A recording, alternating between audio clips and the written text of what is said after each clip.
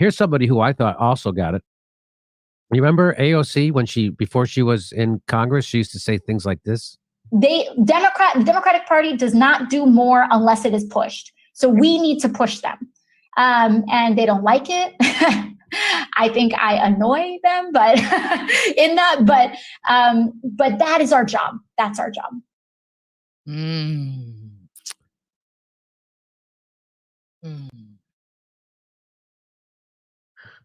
She voted to expand NATO, voted to fund the Iron Dome, voted for the CARES Act, voted for $40 billion to Ukraine, deferred to caucus leadership on a coup, voted to give cops more money, wouldn't fight for Medicare for all in a pandemic because 15-hour was more doable, and didn't fight for that either. Just to let you know.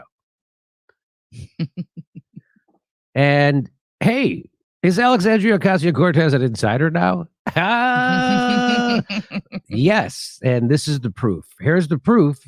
So someone asked her about, because what the right wing just did, you all saw, Matt Gaetz and a handful of right wingers extracted amazing concessions for their vote for speaker. That's what they were supposed to do 2 years ago for forced to vote. And they didn't. I mean, meaning her and the squad. They could have done the exact same thing. They could have gotten all kinds of concessions because Nancy Pelosi couldn't become speaker without their vote. So somebody asks her on a live stream, hey, why didn't you do the same thing that they did 2 years ago? Oh boy. You ready? Here we go. And it really goes to show how much you need of a coalition in order to really forcefully negotiate for these things. So when people say, why don't we do this?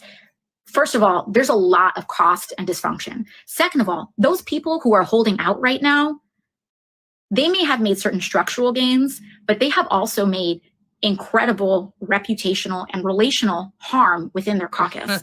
And so if you are trying to get something done within your caucus moving forward, you still need members of your caucus. And that at the core is an element of electoral politics that is simply inescapable. So I don't know if you realize what she's doing, but what she's doing here is she's coming out of the closet and she is officially renouncing her bring the ruckus. Remember, you got to bring a ruckus. You got to push the Democratic Party.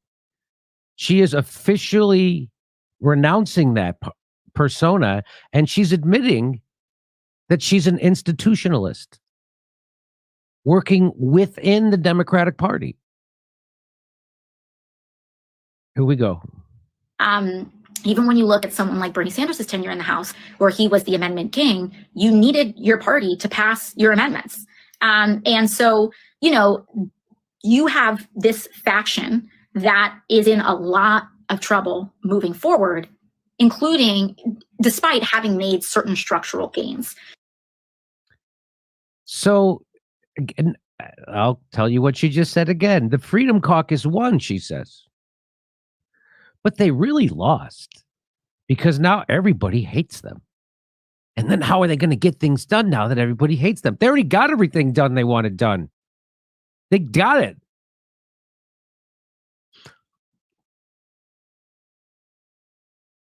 And now those people who did that, who withheld their vote for McCarthy from speaker and got those concessions, now they have an even stronger hand in negotiating moving forward, now that they've demonstrated that they will vote together as a bloc and hold firm until they get what they want.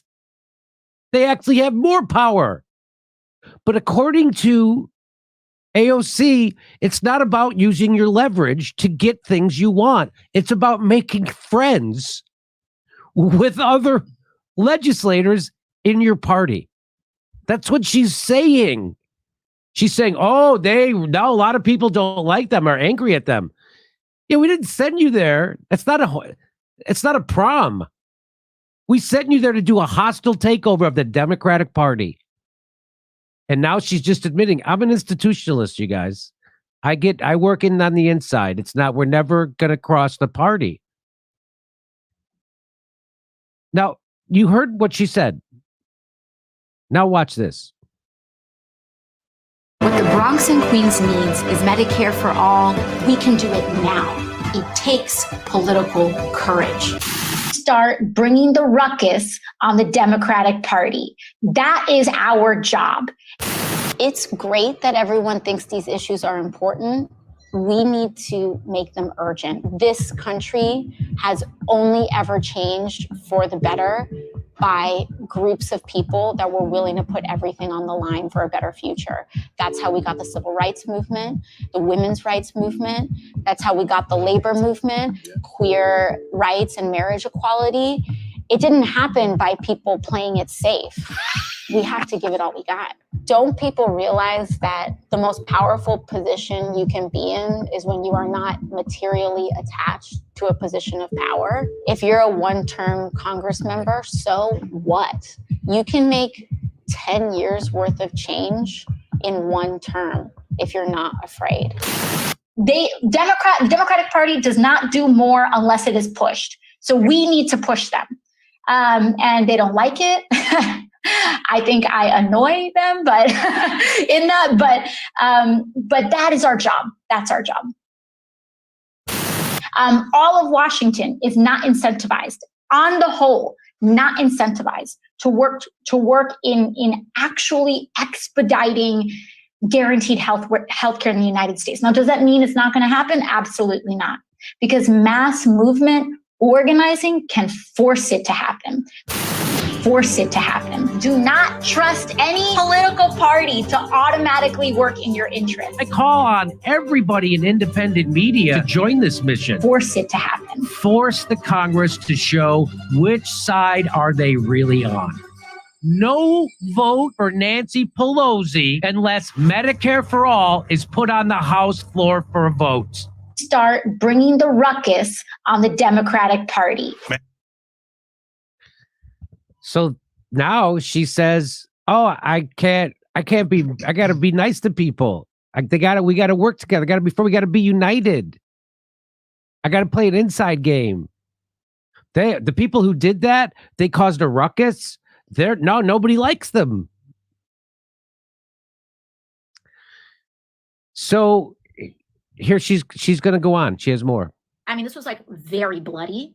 Like, think of it like a really bloody bar fight. Like, no one comes out with all their teeth, without any broken noses. Like, everyone has had some blood drawn, and we haven't even been sworn in yet. As opposed to the Democratic caucus. Now, the strength here, when you are in a minority, the play here is to be united as much as possible. Because if you don't have people who break, then you can pick off the other side with just a matter of a handful of people. So as long as Democrats don't, remain united in a minority, then all the votes you need to win on a certain thing are, depending on how a margin is, 3, 4, or 5.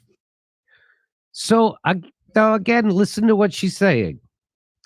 So when you're in the majority, like they were for the last 2 years, that's when you don't need to hang together as a party. When in the past 2 years did the squad ever break with the Democratic Party? Or do you have to do whatever the party tells you, whether you're in the minority or in the majority? So when you're in the minority, that's when you have to vote together. What about when you're in the majority? That's when you have to vote together, because that's what they did. They voted together the whole time. When are you ever allowed to break and go against your party? So according to AOC, the way to achieve progressive objectives in the next 2 years, what she just said, so now that the Democrats are in the minority, they just need to pick off a few Republicans and then they can pass legislation that they like. I'm not kidding. That's what she's saying. So the way to achieve progressive objectives in the next 2 years is by getting Republicans to vote for them.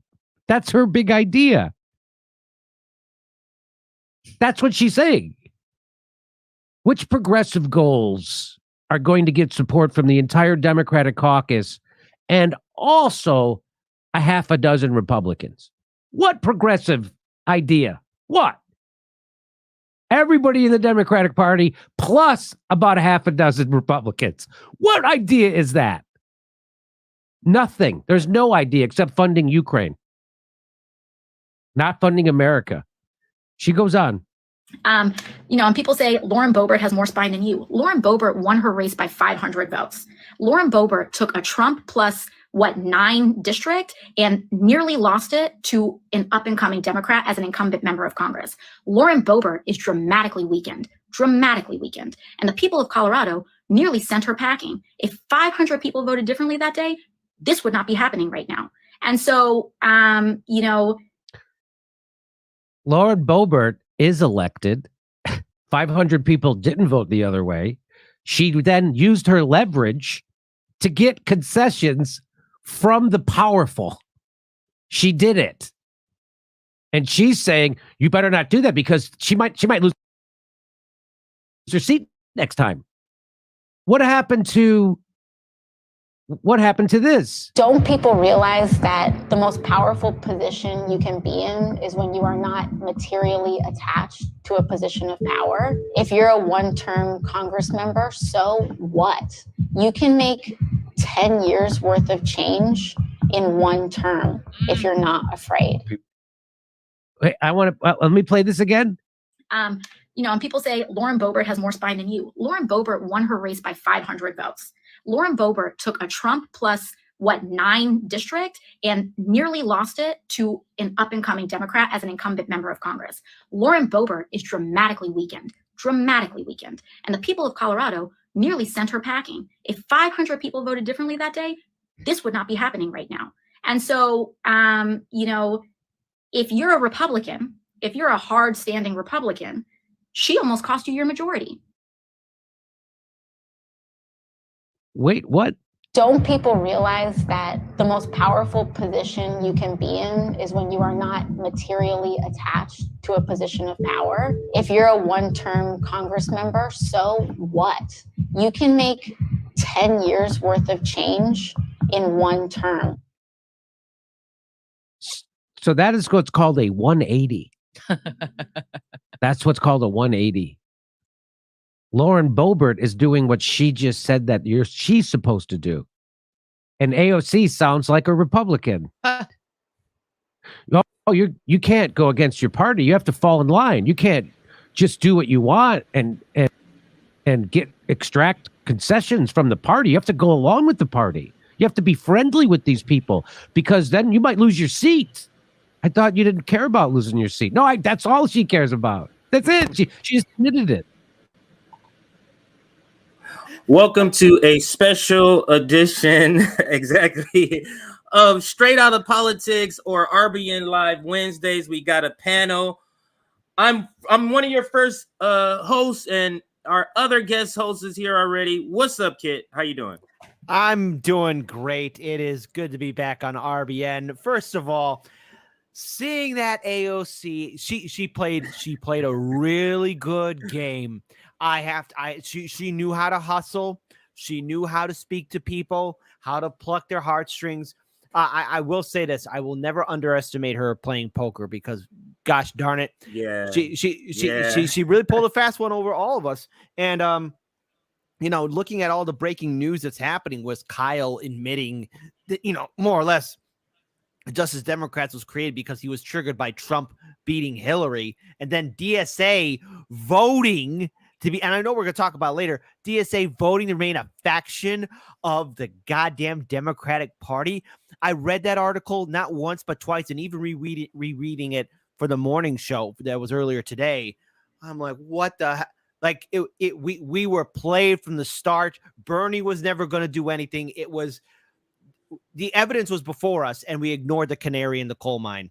There's no reforming the Democratic Party. And somebody asked, like, gee, Kit, you seem almost you're so happy and giddy. Because I posted a poll on our community page, you know, were you tricked by Justice Democrats? And I'm like, yeah, I'm happy. Because you know what? It's funny to see all these hack frauds be revealed as a scam artist that they are. Absolutely. I can't agree more. And just as a programming note, we do have Comrade Misty joining in a few minutes, and also last minute addition, Professor Anthony Z from Columbia University. He'll be also joining for this discussion. And Kit, let me show them the graphic and then kind of go over the topics. I sent everybody the topics. So let's cover them. Great graphic made by our editor extraordinaire. She does so much more. We need another name for But here's some of the topics. So Joe Rogan says there's a video clip where he's talking about Tucker Carlson could be president, meaning he has that type of popularity and policy positions enough to be president. So we'll analyze that. We have also Jimmy Dore on that graphic. So Jimmy Dore absolutely decapitates, figuratively, Joy Behar, because she basically is trying to get people to believe that the economy is doing great and everybody's doing great. The economy's booming. So it's a very short video we'll examine. And then some other news. Roger Waters, you see him in the upper left hand. Roger Waters is a Grayzone donor. So somebody is tweeting about this, but in a bad way. But to us, this is great. So we're gonna just examine that. We got a lot of quick stories. So, and then another one: Australia's calls to free Julian Assange fall on deaf ears, and that's why you see Julian Assange on the graphic. And then this article that you covered this morning: DSA votes to recommit to the Democratic Party. We'll be covering that. And U.S. deploy troops to Iran. But about I saw your episode this morning, and the part with Kyle, I didn't know the video was out. I almost started the stream with that video. Because basically he's not taking any responsibility, of course, for this terrible, because he's making it seem like the way they started it, that was a good way. But that's so funny because a lot of the things he said why they started it is supposed to be adversarial to the Democratic Party. He doesn't have that position right now. He doesn't have that right now. Go ahead. Well, okay, so here's what I remember, and maybe my brain cells have finally failed me, but what I remember when the Justice Democrats first came into existence, or the idea of it, it was to be adversarial to the Democratic establishment. It was supposed to go inwards and deal with the corporate establishment Democrats. That was its original conception. Not this, we got to do something to beat Trump or have more progress so that we don't ever have a Trump again, or we could do this. It was what was sold to people at the time was we can change the Democratic Party from the inside out.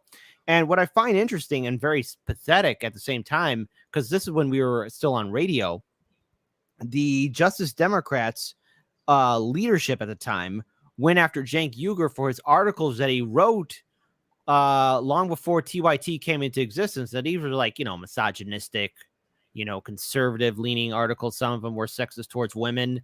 And, when I first heard that, I was like, well, wait a minute. Cenk apologized for those articles long before even the 2016 primary ever happened. He said, I remember, because I used to watch TYT back in the day. And I heard Cenk hey, look, I apologize for this. So when they kicked them out, I'm like, wait a minute, you dumb idiots. TYT has the largest platform. They got millions of subscribers. You need them so that you could promote your candidates. You guys are shooting yourselves in the foot to be self-righteous. What? And now seeing where the Justice Democrats have led to, anyone that donated money to the Justice Democrats, I'm so sorry. There was never, ever going to be any kind of follow through or plan. And Kyle now admitting, seeing his own child, quote unquote, his own baby fall apart. It's just like, well, gee, Kyle, if it was just to stop Trump, well, then it was always destined for failure and you were never serious. And once again, TYT has milked people out of their money. Never forget, they asked people for $2 million for their 4 horsemen of the apocalypse, even though they got that $20 million in Katzenberg cash. They had Sean King, Michael Tracy, Nomiki Cox, and Jordan Sheridan. Those were their 4 horsemen. Whatever happened to that $2 million, Cenk? Good question. That's a very good question. And Kid, our second guest, has gotten here. And I purposely put the 3 of us together, or specifically the 2 of you together, because I feel like both of you have the same sort of high energy. And I wanted this episode with the shit we got to talk about today, I wanted it to be kind of high energy. So let's bring in honorary RBN member. She's on here all the time, or we're on her network. One of us are on her network all the time. So here is Comrade Misty. How are you doing, Comrade Misty? Hi, friends. It's good to be here. And yeah, you're right. Kit and I are very similar. So yes. Yes. So I wanted a high energy episode today. You got it. So I was like, let me see, who do I know that's high energy? And you two were the first two. As first I two to say come in to my mind. morning show, this is gonna be a huge show, so gigantic, it's gonna be in your face. Your heads are gonna be spinning, folks. This is gonna be a huge episode on RBN. Yes. Everyone doesn't know what to do. Yeah. I feel the same way. Let's start with something fun, and something fun and quick. We'll start with the Jimmy and Joy Behar story first, because it's again, before we get into some of the more heated stuff. Let's get into something that's fun. And what I'm gonna do before we get to the Jimmy video, let's actually play the entire video of Joy Behar. It's less than a minute, so good. Thank God, because That's a lot. I agree. This is a lot. Boy. So we're gonna play it. It's less than a minute, but this is exactly what. Now I don't know if she actually believes this, or she is just kind of going with the strategy that the Democratic Party is going with, which is to pretend like the economy is doing great. So I don't know if I don't ever know when these rich people believe it or if they're just towing the line of the Democratic Party. But let's see if we can determine that, and let's play it. Oh, let me rewind it, and let's play it now. The economy is booming. Yeah. Inflation is down. The stock market is doing well. People are having an easier time putting bread on the table, etc. He doesn't seem to be getting the credit for that. Only 41% approval. Is it because they think he's old? Because I don't see anything else they can point to with him particularly. We'll let it. Oh, I was gonna let it loop again. To start, I'm gonna let it. There, I wanted to let it. A refugee crisis in Europe. We're talking about 5 million people that are going to be displaced. Yeah. I mean, it's heartbreaking to hear what is going to happen. Yeah. Well, I'm scared of what's going to happen in Western Europe too. Yeah. You know, you plan a trip, you want to go there. I want to go to Italy for 4 years. I haven't been able to make it because of the pandemic. And now this, it's like, what's going to happen there? Yeah. You like that? Like that comparison? I love. I know. I'm video. also concerned about my fancy vacation. Oh That's my definitely at the top God. of my list. Exactly. How serious is she? So that's the short little less than a minute snippet that Jimmy Dore absolutely takes apart. And let's now go to his video. But first, have either of you seen the Jimmy Dore clip on this video at all? No, I don't think not. so. I'm flying blind Okay, into this good. one. I think I saw That's the what one I when he like. talked about the one last year when she talked about the Italian villa. I did see him go after that. I But remember I haven't that. seen the I newest remember that. one. Yeah, Yeah. that No, one. this I don't know one's if- new. okay. So here we go, right here. This one's new. It's only 6 minutes, so it's a very short video. But let's This is watch gonna be and hear his. Yeah, and you guys just let me know when you want to stop if you have something that you want to. Joy Behar said something, and this is a good question. Does Joy Behar live in the same America we live in? I've seen people do this. I've seen comedians who are wealthy now say this. This is funny to me. Well, she is. Joy Behar is a comedian. So here we go. The economy is booming. Yeah. Inflation is down. The stock market is doing well. People are having an easier time putting bread. So what I'm going to do, because I do want to stop on some of the things she says and just take point by point. The economy is booming. The stock market is up and inflation is down. Let's just take those first two. And I know, Misty, you want to chime in. Let's just take the first two. The economy is booming. The stock market is doing great, and the inflation is down. So let's understand what she means by inflation is down. What she means is that inflation went up to, I forget what the hot peak was, 8 or 9%, and now it's down back to 6%. So that's the down. She's completely wiping away the 6 or 5% that it's still up above what it was last year at this time. But she's talking about it's down since its peak, as if that is an indication Something to brag that about. the economy. Right, exactly. So I'll let both of you chime in for these first Missy, two shoot. parts. Yeah, Well, for the first part, inflation, and the other part. Go ahead, Misty. The idea that the economy is booming and the stock market, or the economy is doing better, and the stock market has nothing to do with the economy. It is not a reasonable indicator of how the average American citizen is doing. But it doesn't surprise me that a white wealthy woman uses that as her method of gauging where we're at as far as the economy goes. I mean, if you ask the average American citizen, they're working 2 or 3 jobs. They don't have any money. They're struggling to buy food. They're struggling to pay rent, if they can even afford rent. The homeless population is out of control. The economy is not booming, you absolute turd. Like, it's just not. It's ridiculous. But it just shows, I mean, this is not surprising. She's incredibly out of touch and has been for some time. So this is just totally on brand for her. Absolutely. I have to say, in regards to Biden providing for an economy that's supposedly booming, what I want to ask is, okay, how many people are really putting food on a table, or either that are able to keep the lights on or have hot water in their house? Because I'm seeing something completely different. I'm seeing an ever increasing rise of homelessness. I'm seeing people struggling, even working 2 or 3 jobs and still at the risk of being evicted from their apartment or their home. I'm seeing small businesses being shut down. To which I have to say, Joy, are you getting your script from the filtered media? Or I have to wonder, again, just how much are they choosing not to report? Because it's bad out there, especially in my city. I'm seeing the rise in tent towns. I'm seeing the rise in buildings being abandoned. And, of course, large real estate developers moving in and displacing so many people. So this whole idea that things are going well because Biden is in office. No, the reason why things are going well, Joy, is because you and your fantastic old rich friends are drinking mimosas, and you no longer have to be worried about being held accountable because Donald Trump revealed how you really feel. That's what's wrong with all those liberals. Donald Trump revealed and brought forth what a lot of people like Joy really feel about poor people in America or working class people in America. That's the truth about these liberals on The View, and all these people think that, oh, Biden's doing a great job because now they no longer feel guilty about, I don't know, how they really feel because Trump brought it out of them. Yeah. Maybe that's what we're seeing with Anna too. Yes. Maybe that's what we're seeing with Anna. Yes. Like what's coming out of her. Trump bring that out of her. But go ahead, Misty, you were gonna chime in. No, I was just gonna say Kit lives in Chicago and he says that he's seen the tent cities. And I think that we can all expect that a little bit in major cities. I live in small town Ohio and we have tent cities. That's how bad it is. Like, we have a bike path that goes around our town, and you can't really take your kids down it anymore because there's a bunch of homeless people in tents and drug addicts and all of this stuff. It's really bad. And I live in small town Ohio.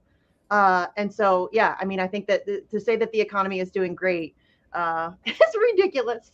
It's ridiculous. How does small town Ohio handle the homeless or the unhoused crisis? Here they just bring the police in and do sweeps and get them out and crush all their stuff and throw it away. I mean, it's not what bad do they do in Ohio? It's not bad in my town, I guess. They don't harass them where I live, which is nice. They don't help them either, but I don't think that they're doing like major sweeps or anything. I carry stuff in my car. I have for, I don't know, probably a decade. I carry like protein bars and shit like that. So if we ever come across them, I try to, do what I can. I also carry like cat and dog food too. That's cool. So you feed little stray cats. Of course. How many stray cats do I have? My husband's surprised I don't have 900 cats because I want to take them all in. So but I think that at least in my town they don't harass them, which I guess is fine. But I mean, we should be helping them. But it's been a while since so Indiana's like my second home state, and there's a place my family and we used to go to a lot, Michigan City, and it's been a while since I've been there, but 2021, I believe, maybe early 2022 was the last time I was there. So it's been just a couple of months, but anything can happen between now and then.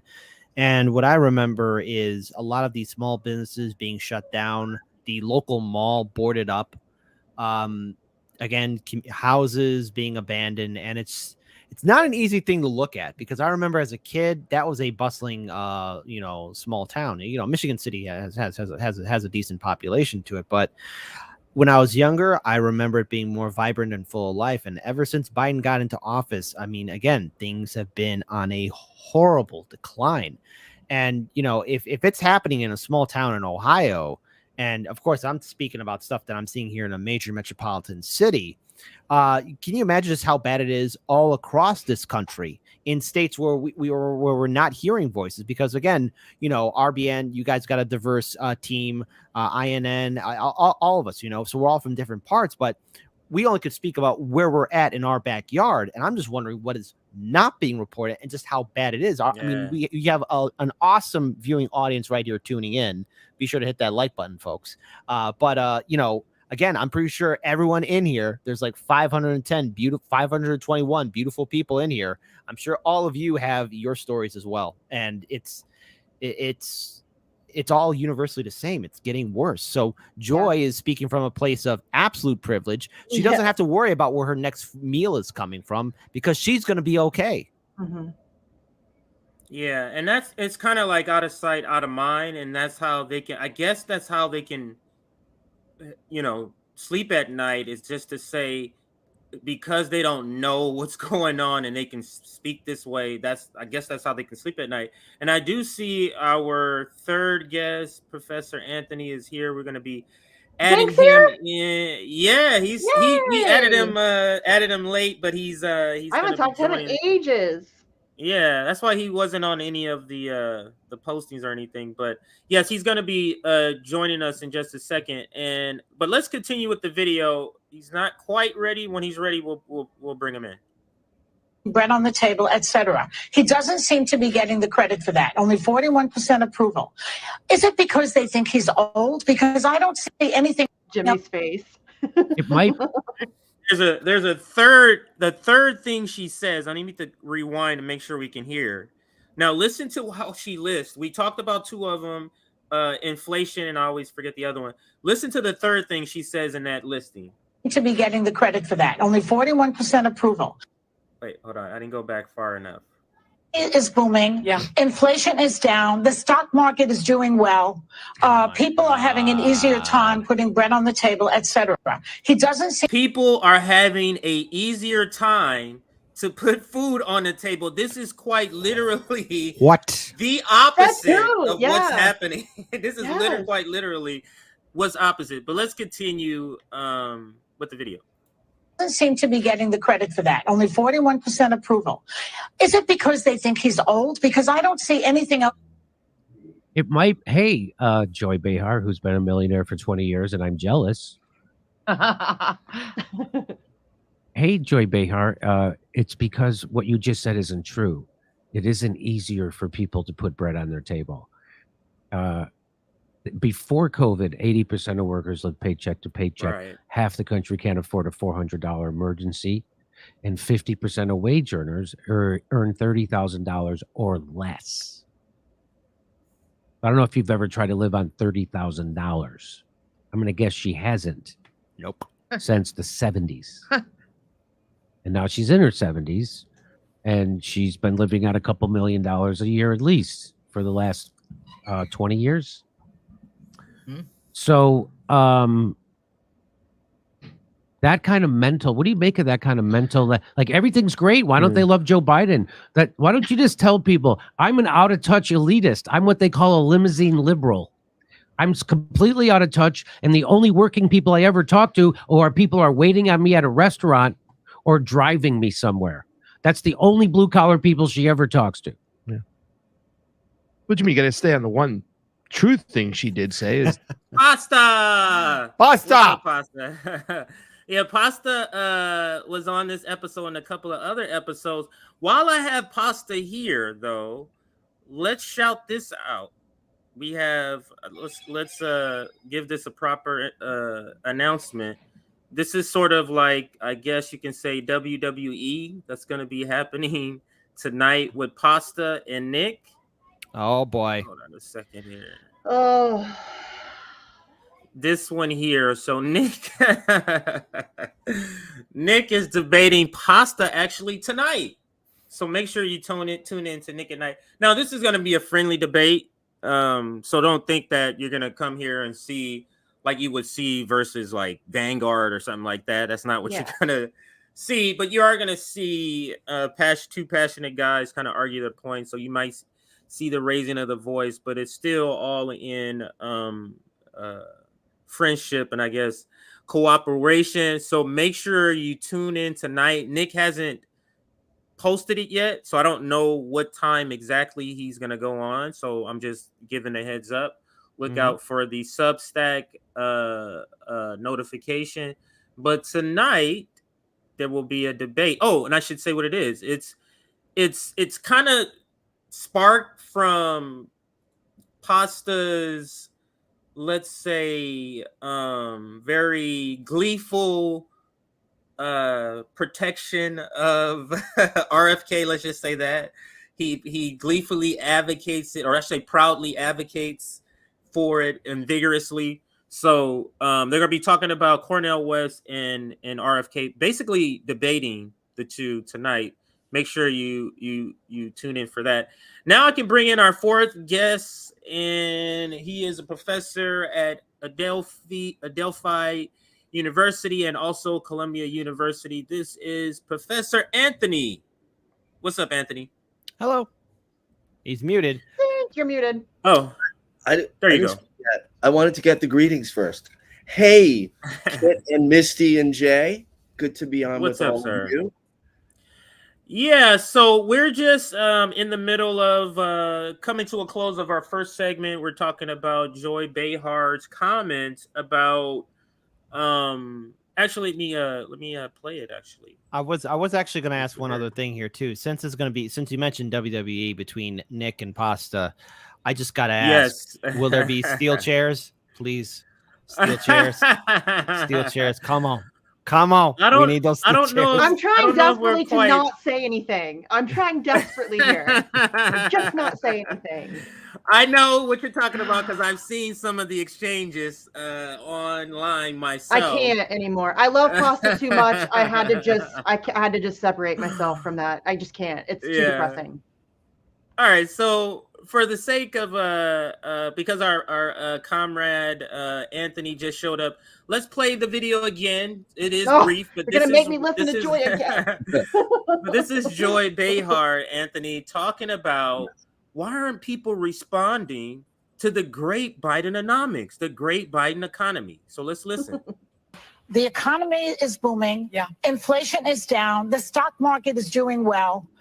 People are having an easier time putting bread on the table, etc. He doesn't seem to be getting the credit for that. Only 41% approval. Is it because they think he's old? Because I don't see anything else they can point to with him particularly. Okay, we don't have to play the rest of it. But she says she doesn't see anything else in particular that anyone can point to. But so based on the video, before we get to the Jimmy video, Anthony, do you have any reaction to that video, that Joy Behar? Now, I know personally that you tweet a lot about the conditions of working class people, a lot. So I know in particular you would know a lot about this, some of the things she listed. But what say you about this video? What's your first reaction? Everybody needs to reread 1984. Not that we don't know what's in it, but Joy Behar is like sitting up there saying, double plus good, everything's great. You know, right now we're in a very dangerous situation. And I mean, really, the those on the lower end of the socioeconomic ladder, especially, because there is a mass agreement from the professional and celebrity class, including the politicians who are all celebrities, basically. The mass agreement is to deny the profound suffering of millions of Americans on a daily basis. And that accomplishes a few things. One is it guarantees that there will be no bold programs to address this profound suffering. When I talk about profound suffering, I'm talking about it in human terms, a kid coming home from school or, you know, and seeing all their belongings out on the sidewalk because they've been evicted yet again. Homes that can't afford the electric bills, so it gets turned off in the middle of heat waves when the temperature feels like 105 degrees. People that are literally making decisions between putting gas is going up again, between putting gas in the car so they can get to work to get a paycheck and feeding all the family members. This is what millions of Americans every day are dealing with. And there's another piece to that suffering, which is never spoken about except for here. And that is believing that nobody is going to come to help you, because the track record has been nobody comes to help them. And so that feeling of defeat, of hopelessness, is what is the result of the mass agreement of these very comfortable people to deny this profound suffering. It is an excuse to not act. It is an excuse to dismiss the need for a candidacy like Cornel West's. Why would he run? If everything is so great, why would he be running, right? And it is an attempt to dismiss, in the case of Cornel West, his message and our message that we must recognize this profound suffering and we must act. See, the United States uses that excuse when it wants to do something that fits the template of like its capitalist military industrial complex, its imperial complex. So they use the facade of let's help the suffering Ukrainians. And listen, people in Ukraine are suffering, right? There's a whole bunch of innocent people whose lives have been uprooted, just like there were innocent people in the Donbass whose lives were uprooted for 8 years because of the incessant bombing. But they use that template and they say, oh, we have to address this suffering. Meanwhile, completely denying the suffering. So like right now, minimum wage is $7.25 an hour. 30% of Americans make less than $15 an hour. You cannot survive anywhere on that. And there is no plan to address it. Obviously, the Republicans don't care. They make that very plain every day. They never talk about it. The Democrats have done nothing. They did one thing, that extended child tax credit, which was something. It wasn't great. It was something. But temporarily, it cut poverty. They say 50%. It was more like between 30 and 40%. But that was something. And then they let it expire. Right now, there is no plan to address this suffering. So what we have is, I think, the disconnect is between those who are willing to see the suffering of our brothers and sisters and others all across this country, especially in places like Appalachia, especially in urban areas, right? And the South, and also in the Midwest, like it's really all over. And those who are not willing to address the suffering. And so Joy Behar, as you all said, is speaking from a place of what I call grotesque privilege. That's a good. And that is spot on. Yeah. Grotesque privilege, because it's like privilege is already grotesque, and then grotesque on top. It's like to the second power. But let's finish the video. We got 4 minutes left in the video. We'll try to get through. And so what's happening, Anthony, is that Jimmy and Craig is just breaking down that same video we just watched. Is the stock market's the highest it's ever been. That's not a lie, but guess what? The working class doesn't have any money in the stock market. That's right. She did tell one truth. You know. So is the stock market high right now? I was told it was like 35, 36. It's the highest it's ever been. Really? And I don't know how that's been moving, if it's been moving at the same pace it normally moves, but I just know that most working class people don't have a dime in the stock market. They can't afford to. That's right. Most people don't have money in the stock market. And I think the stock market's probably booming because interest, I don't know. I would say interest. Nobody wants to put money in the bank because you're losing money by putting it in the bank. Speculation. I think it's all inflated in BS anyways. So they can point to with him particularly. So what's the question? The question is, she wants to know why only 41% of America, in fact, more people like RFK Jr. and Trump than like Biden. You know that, right? Yeah. So she's like, I don't get it. You don't get it? Is it because he's too old? No, he's demented. He can't find his way off of a stage when he finishes a speech. How about because he didn't do anything he said he would? He didn't give people a minimum wage. He didn't give people student debt relief. He didn't give people a $2,000 check. He didn't give people health care like he said he was going to give people. He was going to give them the public option. He just gave a couple $100 billion to the most corrupt country while we have people living under every bridge. So things are getting better. So Joy Behar thinks things are getting better in America. Yeah. People still don't have health care. People still get bankrupt when they go sick. People still are under mountains of student loan debt. Our prisons are still packed to the gills. We're the world's largest penal colony. Yeah. What the F has changed? They opened up the Alaska to drilling. They're starting to two new nuclear wars. What good? What? What do you talk? They just kick people off of Medicare. They just kick people off of child tax credits. They just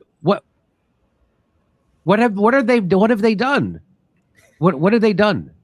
I can't Not think of goddamn thing. anything that the After you hear, and we can end the video there, after you hear him kind of list, and that's where I wanted to end it, where he lists like all the sort of things that is kind of happening to people all over the world and in the United States in particular.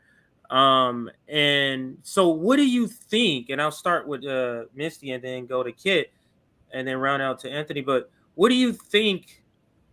Like, how do these people, how does CNN, because they're doing it too, all of these, the elite class, the pundit class, the corporate pundit class, I should say, cable news, print media, like this ability to know suffering is going on, and then you're still able to go on and say these things about the economy simply because you're on the blue team. Like the sort of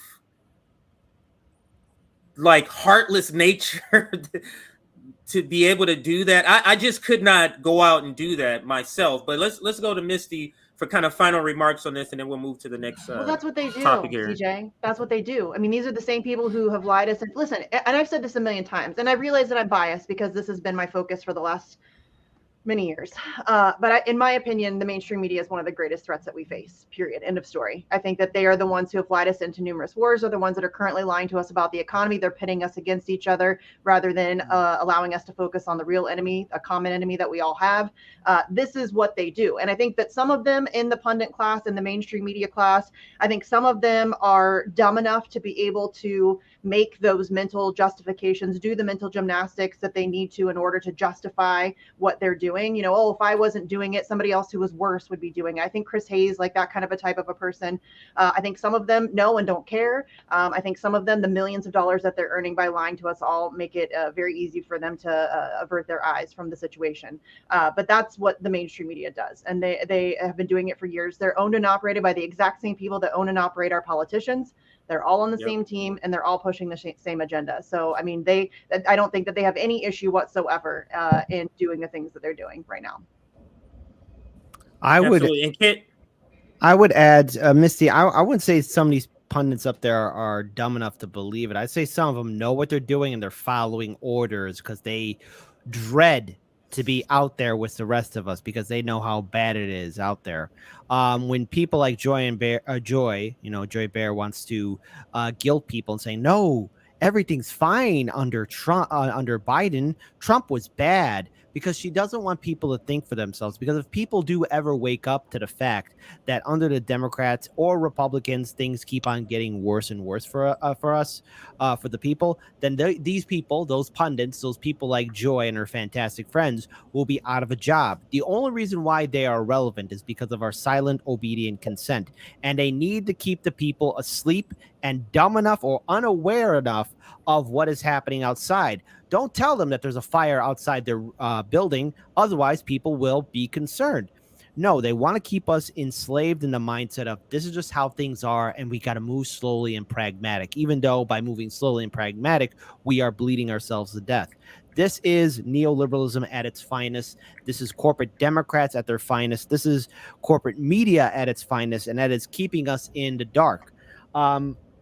There will be one day a pushback against people like Joy and the media, But unfortunately, there isn't enough blood in the street. There isn't enough people starving. There isn't enough people out there who are finally saying, well, wait a minute, I have done everything right. And the thing is, we've all done everything right. It's just we've been asleep at the wheel because we were convinced successfully enough to assume that this is how it has to be and it's A-okay when it's not.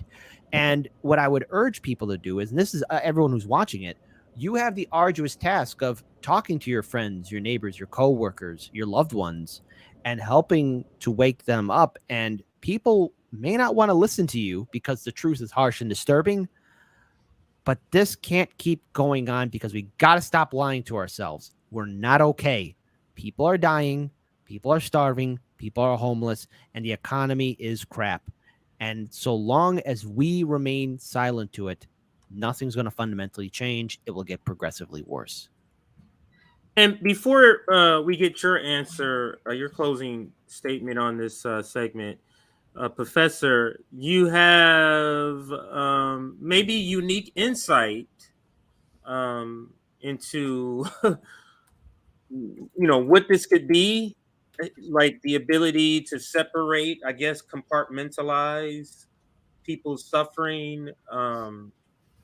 So your response to the same sort of question is how are people able to separate, knowing that human suffering is there? Is there something going on?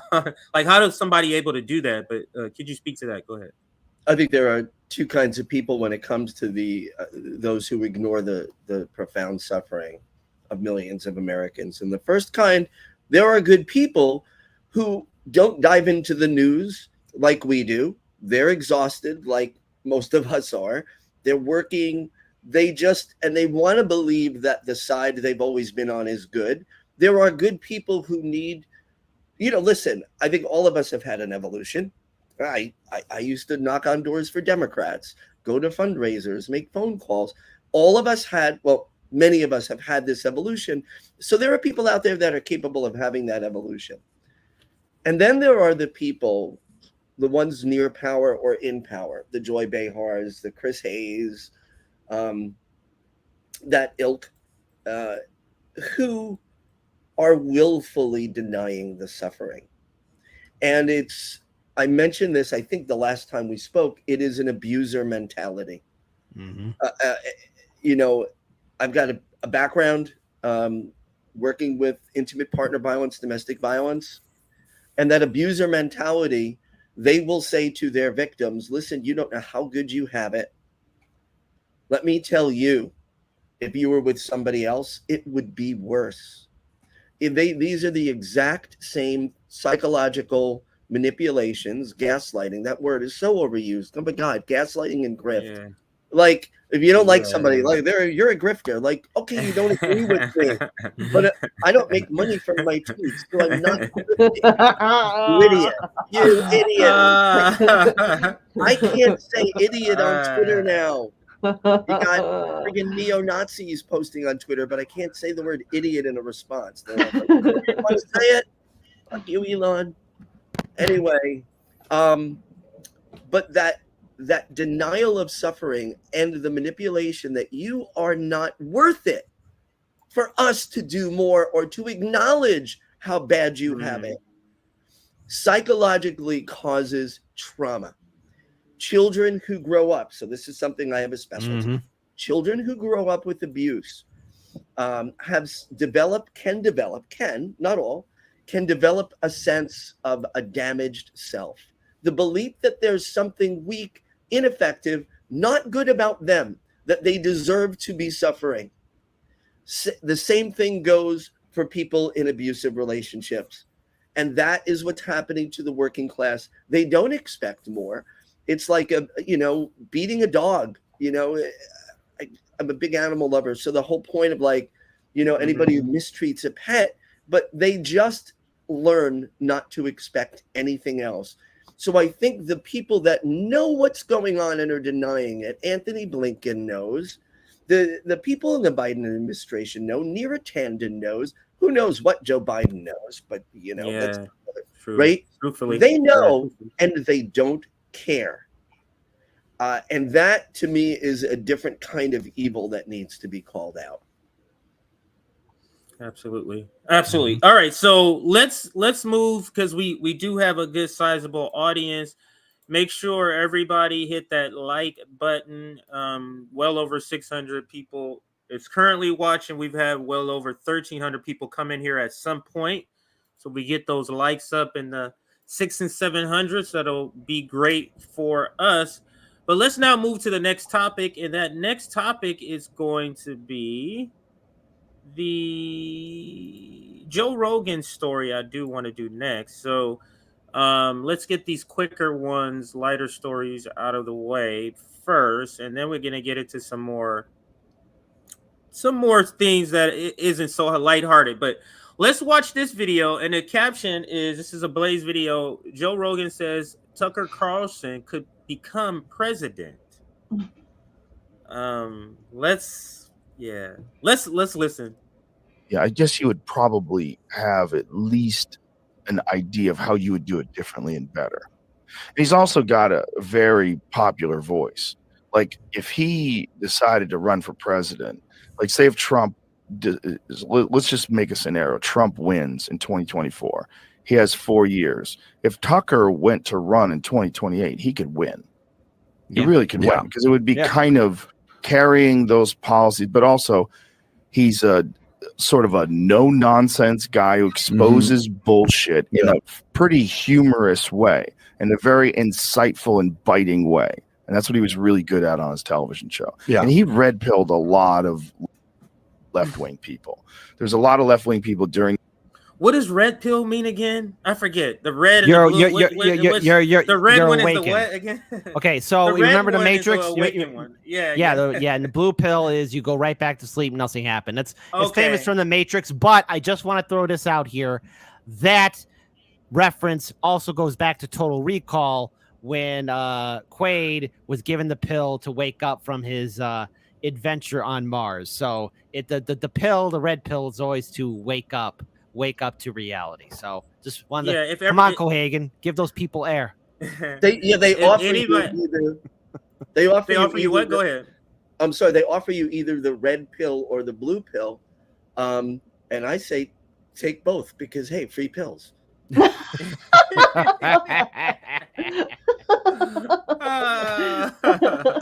So Joe is saying here, Joe Rogan that is, he's saying here that Tucker Carlson, I guess, has such a crossover appeal. He has red pill. That means awaken them. Red pilled a lot of leftists. Now, I would say most of us here would consider ourselves leftists.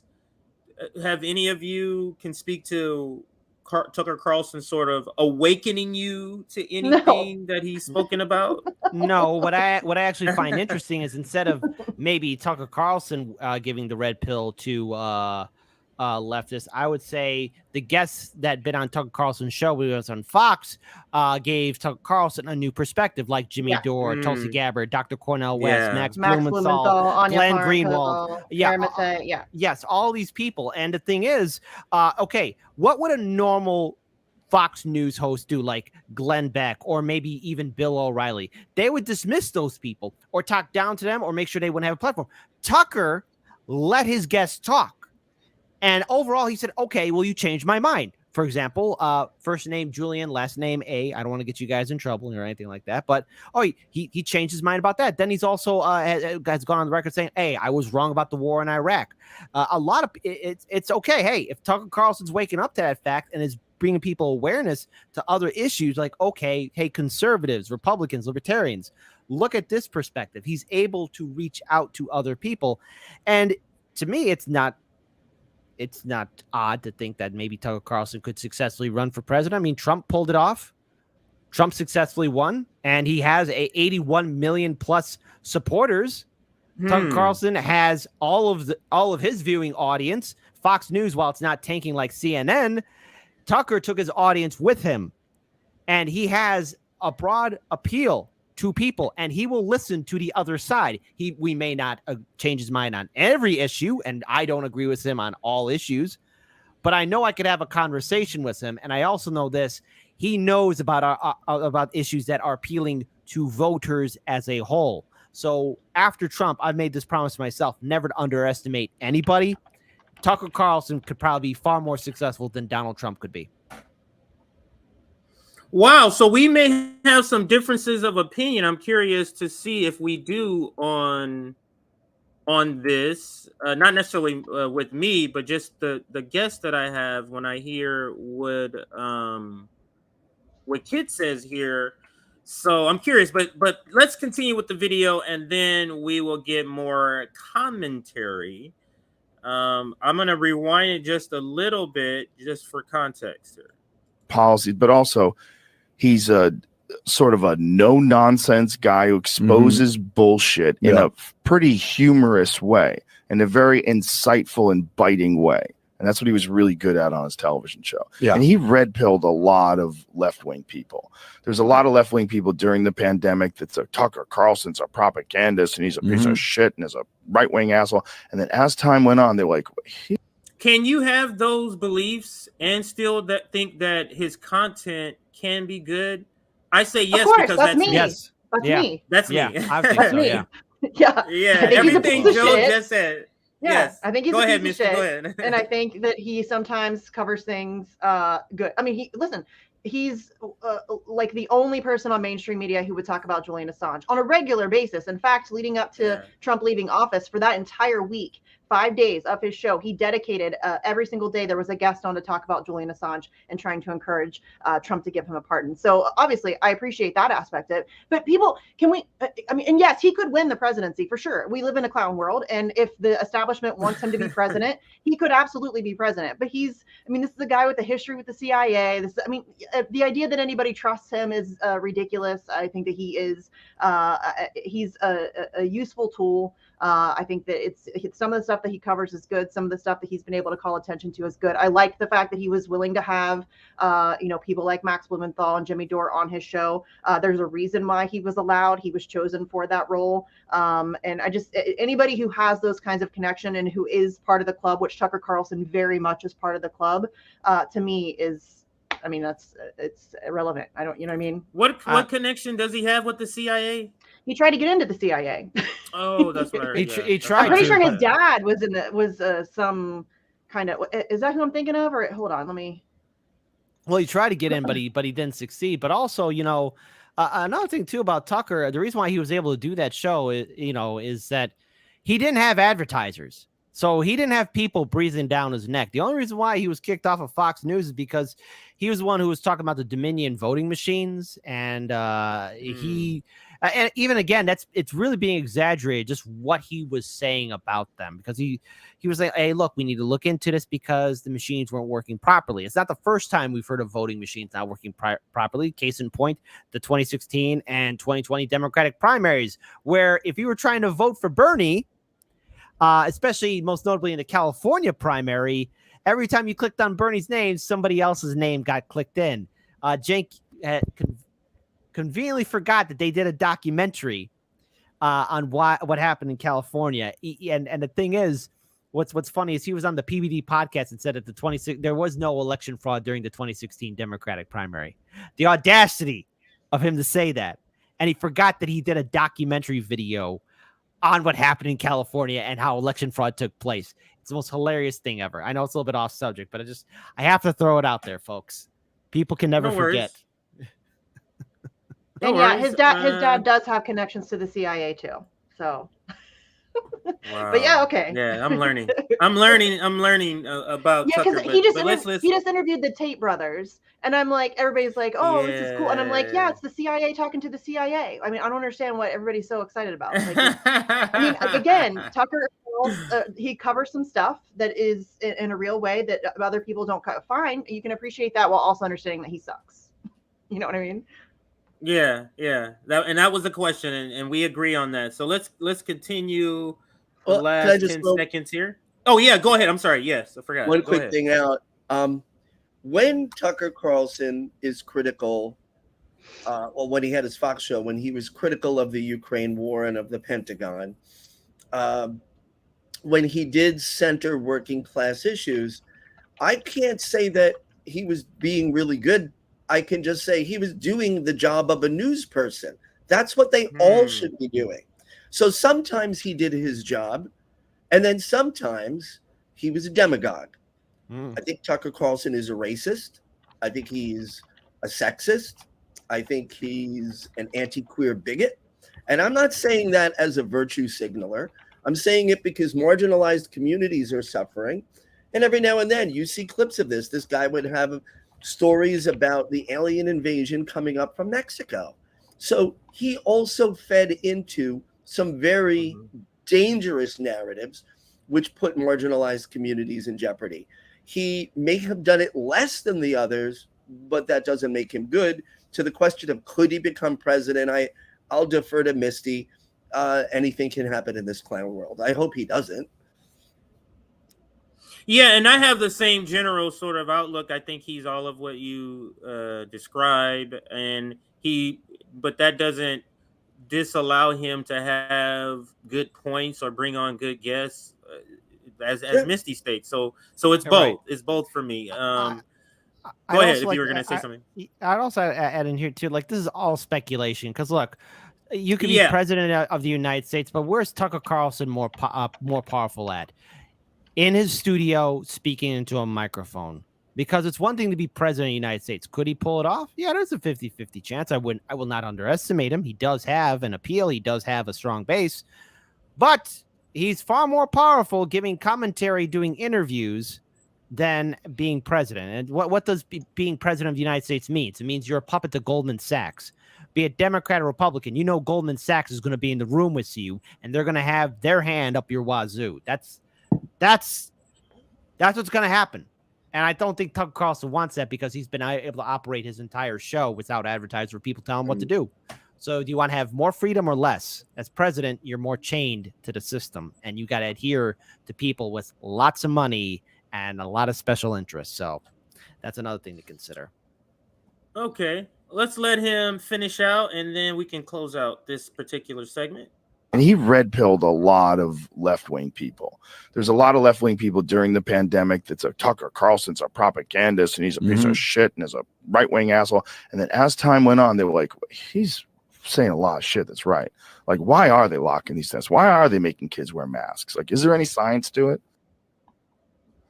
Yeah, so that's his case for Tucker Carlson. Now, my take on going into this, I was like, there's no way this guy is so polarizing. And then I'm like, wait a minute. Donald Trump is Donald Trump. I'm like, Donald Trump is polarizing. So now I am thinking, based on this is an electoral college in the nonsense of propaganda. Yeah, he probably could. Because I'm asking question. I'm asking a question: do people think he's worse than Donald Trump? And no. So he could. He could definitely. Those that hate him. Yeah. Do they think he's worse than Donald Trump? No, I would say no. They think Donald Trump is greatly worse than, if that's even a good phrase. Trump just has no gift for subtlety. Tucker. He just like his mouth, he just spits shit out. He says stuff he's not supposed to say, and he doesn't even realize he's not supposed to say it. Tucker knows the game a little bit better. He understands the system. He understands how it's played. And I think Trump is I think that's why they don't like Trump. He's just too difficult to control. We're gonna go steal their oil. You know what I mean? You're not supposed to say that. Yeah. Hey, he told the truth. Why are we here? That's why I liked Trump. I don't like Trump, but the one good thing about Donald Trump is he just ripped the mask right off. He just said it out loud. And there is some good to that. There is some good to the fact that he exposed that so heavily. Absolutely. All right. So let's go on to our next story. And our next story is going to be the DNC recommits to the Democratic Party in their latest convention this year. I don't know if independently before this, or actually I see you covered it this morning, Kit. But so let me bring up the article here. And, oh boy, here we go. This is it's pretty self-explanatory, but this is the article. I posted the clipping and then we'll dive into the article. But here is the headline of the story. It'll hurry up and pop up here. DSA. Democracy. At DSA 2023 convention, delegates resolve to remain faction of the Democratic Party. And then I'll read the little snippet that I have here along the right-hand side. By a vote of 704 to 184, the convention passed a resolution on its electoral work, which declares, and here's a quote, "It is not advisable for us to form an independent political party with its own ballot line at this moment," end quote. And then I continue. On this basis, the delegates resolved, quote, that DSA commits to making electoral politics a priority for the next 2 years. And then they also go on to say that DSA will continue to pursue an approach of tactically contesting partisan elections on the Democratic Party line. And that is, those are the two biggest points of this article. We're going to read a little bit more of it, but those are the two biggest points of this article. So the headline being what it is, does the headline surprise anyone? Just about look the at all the socialism. recommitting? Look at all the socialism. Look at it. Beautiful, right? Ridiculous. I'm just trying to think. For those that would be let's say there's somebody that follows the DSA, and what they do, the inner workings of what they do. Would you be following along some of the stuff they've done and then think that this last vote has been a great difference in the things that they've done in the last right on brand year or so? It would be like I would say it would be right on brand. So I actually have a story. I actually have a story about DSA. So I mentioned this on the on the morning show, but in 2018 there was a governor's race and there was a candidate named Daniel Biss, and he was looking for lieutenant governor, and he went to pick Alderman Carlos Rosa, to be his lieutenant governor. In 2018, the DSA had their convention here. They were with boycott, the investment, and sanction. And Rosa was all on board with that. But as soon as Daniel Biss found that out, DSA, and he was associated with DSA, Carlos Rosa was, Biss removed him, and DSA was totally upset. Like, how could you do this, Daniel Biss? You are our pick. You're supposed to be the progressive running against Pritzker and trying to beat Bruce Rauner. They were all upset. And I was reading that article, like, holy cow, did they do a 180 on their Israel-Palestine stance? Like, wow, that's not the same DSA I remember in 2018, because they were ticked off beyond belief when Rosa was no longer the lieutenant governor pick for Daniel Biss. But of course, then Pritzker won. Of course, billionaire, has the most money. So yeah, that's a thing to remember. So it sounds like, do anybody have any good stories about the DSA? No. Like, no. I don't think I've ever heard anybody say this is great. Listen, it's a like Democratic Party cutout. It's a Democratic Party cutout. Period. End of story. When Daniel and I went to the DSA convention or cover any kind of DSA events or even have them on our radio show back in the day, it was like pulling teeth with those people. Like, they were so paranoid and scared all the time. They're like, you're not conservative media, are you? Or either that, like, not want to interview. It's like, well, how are people going to know about you if you're not going to be interviewed by anybody? How is it you're a leader of an organization or a chapter and then you don't want to talk? That's so freaking weird. Or then I remember some DSA people saying, I bet you guys are trying to cover us so you could build a bigger name for yourself. Like, no, we're here to shine a light on people trying to do good, but obviously you're wasting my goddamn time. Yeah. I remember one time Daniel was just like, you know what? Why are we even covering these people? I'm like, I don't even know, Dan. Brandon in the chat just said DSA is NSA's cousin. That is controlled opposition. That is the definition of controlled opposition. Anybody who still takes the Democratic or the DSA seriously is very naive. Well, at best. All right. Misty, we need to form a committee to do a vote on how you feel. We got to have a meeting to form a task force to fill a committee so that we can have a vote on a task force to do a committee. Yeah, we got to do all the things. And CJ, we need you to form a committee for a blue ribbon committee so we know who to give it out. But first, we have to vote on who can be part of your committee. Yeah. That's the DSA. That sounds like so. Just a full disclosure, Eric London. I think that's the author writer that Sabby interview. Yeah, that Sabby interview, and it didn't go well. So just understand. So I'm saying that to say what we can factually know for sure is that the DSA decided to stay with the Democratic Party and stay with the electoral politics on the blue team. Now, if he says some other things that's not verifiable, I don't know. In the article, we'll see. Like, I don't know if this is the exact vote number. You know, I'm just saying, I don't know. So, but let me read. At the DSA's August 4th through 6th convention in Chicago. So they had it again in Chicago, huh? I didn't know about it, but it's like, God, you know, I think I'm pretty much blacklisted from DSA. They don't like me at all. Delegates gather in person to restate the organization's half-century commitment to promoting the imperialist Democratic Party. By a vote of 704 to 184, the convention passed a resolution on its electoral work, which declares, quote, "It is not advisable for us to form an independent party with its own ballot line at this moment."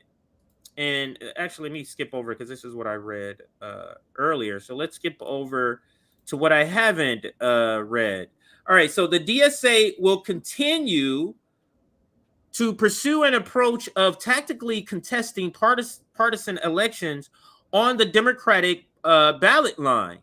And the DSA will, quote, "allow for more volunteer involvement in national electoral work to promote the Democratic Party in the 2024 national election." The convention consistently rejected several amendments that would have held DSA elected officials to even the mildest political accountability, exposing that the DSA's claim to be left of the Democrats is merely for show. So it sounds like there were several amendments. I can't remember the one in particular I wanted to bring up that was rejected. I'll remember in a second. But it sounds like there were some amendments to maybe have the ability to hold people accountable that, let's say, vote, you know, for funding Israel, vote for funding some war, or you know, does stuff for NATO. But those all were rejected. And let's continue. Delegates votes to allow DSA members to break strikes support imperialism. Delegates reject by a 60 to 40% margin a proposed amendment to the electoral resolution, which would have added language, quote, that it is DSA's expectation that socialists in elected office would vote and act in accordance with core principles of the socialist movement. Wow, they couldn't include this mild thing here.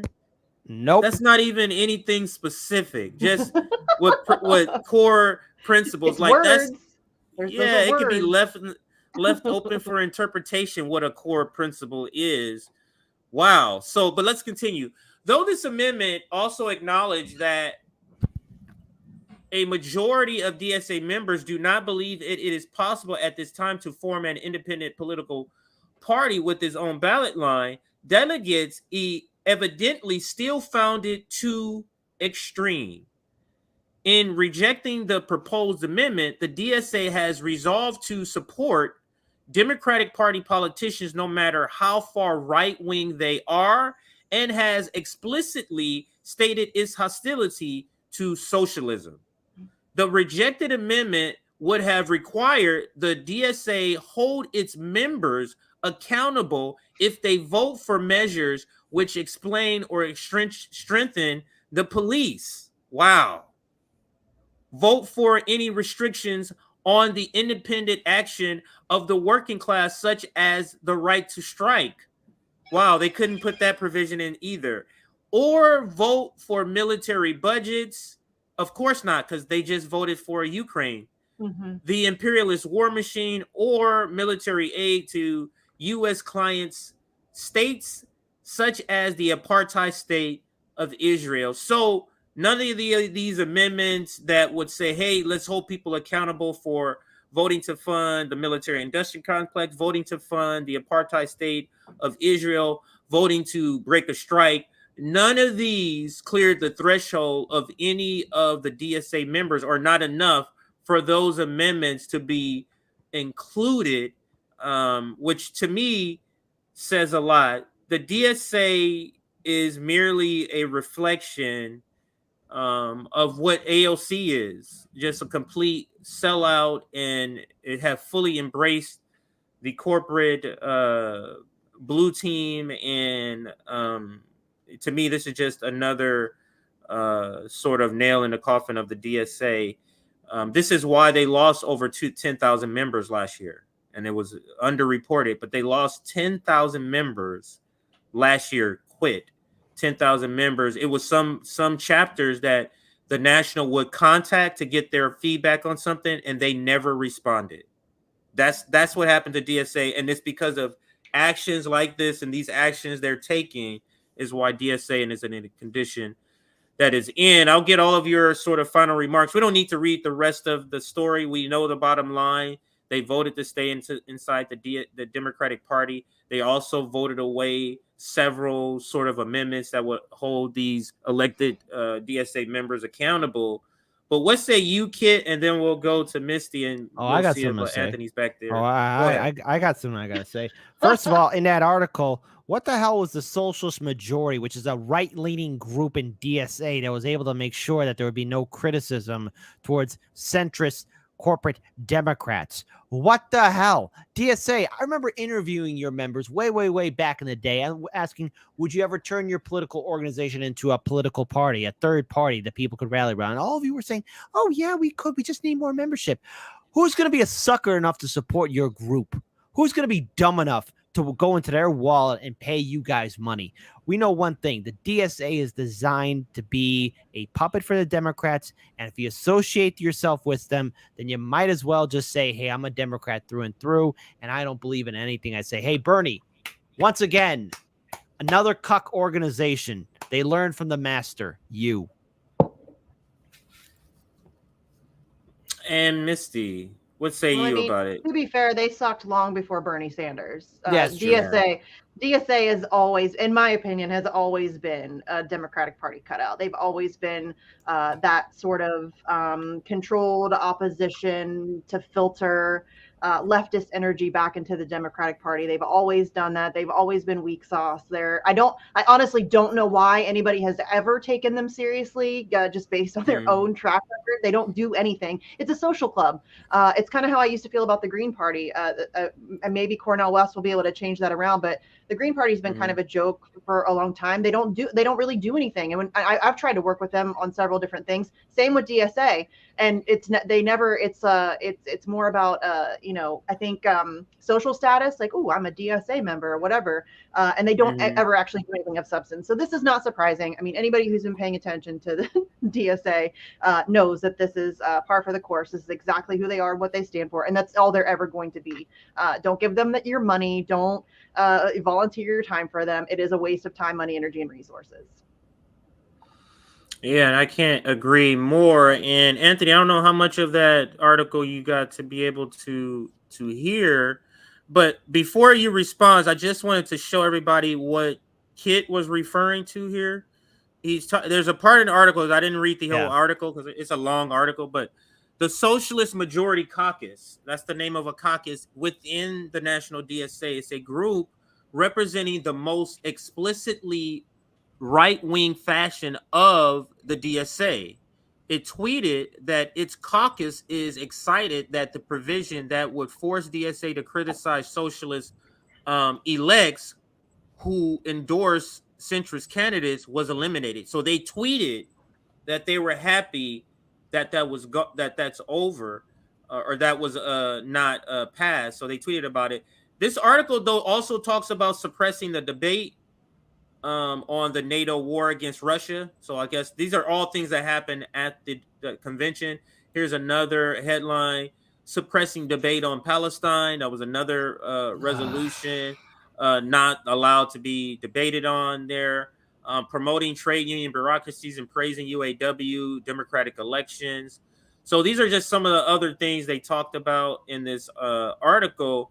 But Anthony, what say you about DSA's renewing their commitment to being a part of the Democratic Party and explicitly voting not to form an independent party at this time yet again? What say you, sir? The DSA has shown yet again that they are not aligned with the needs of the working class.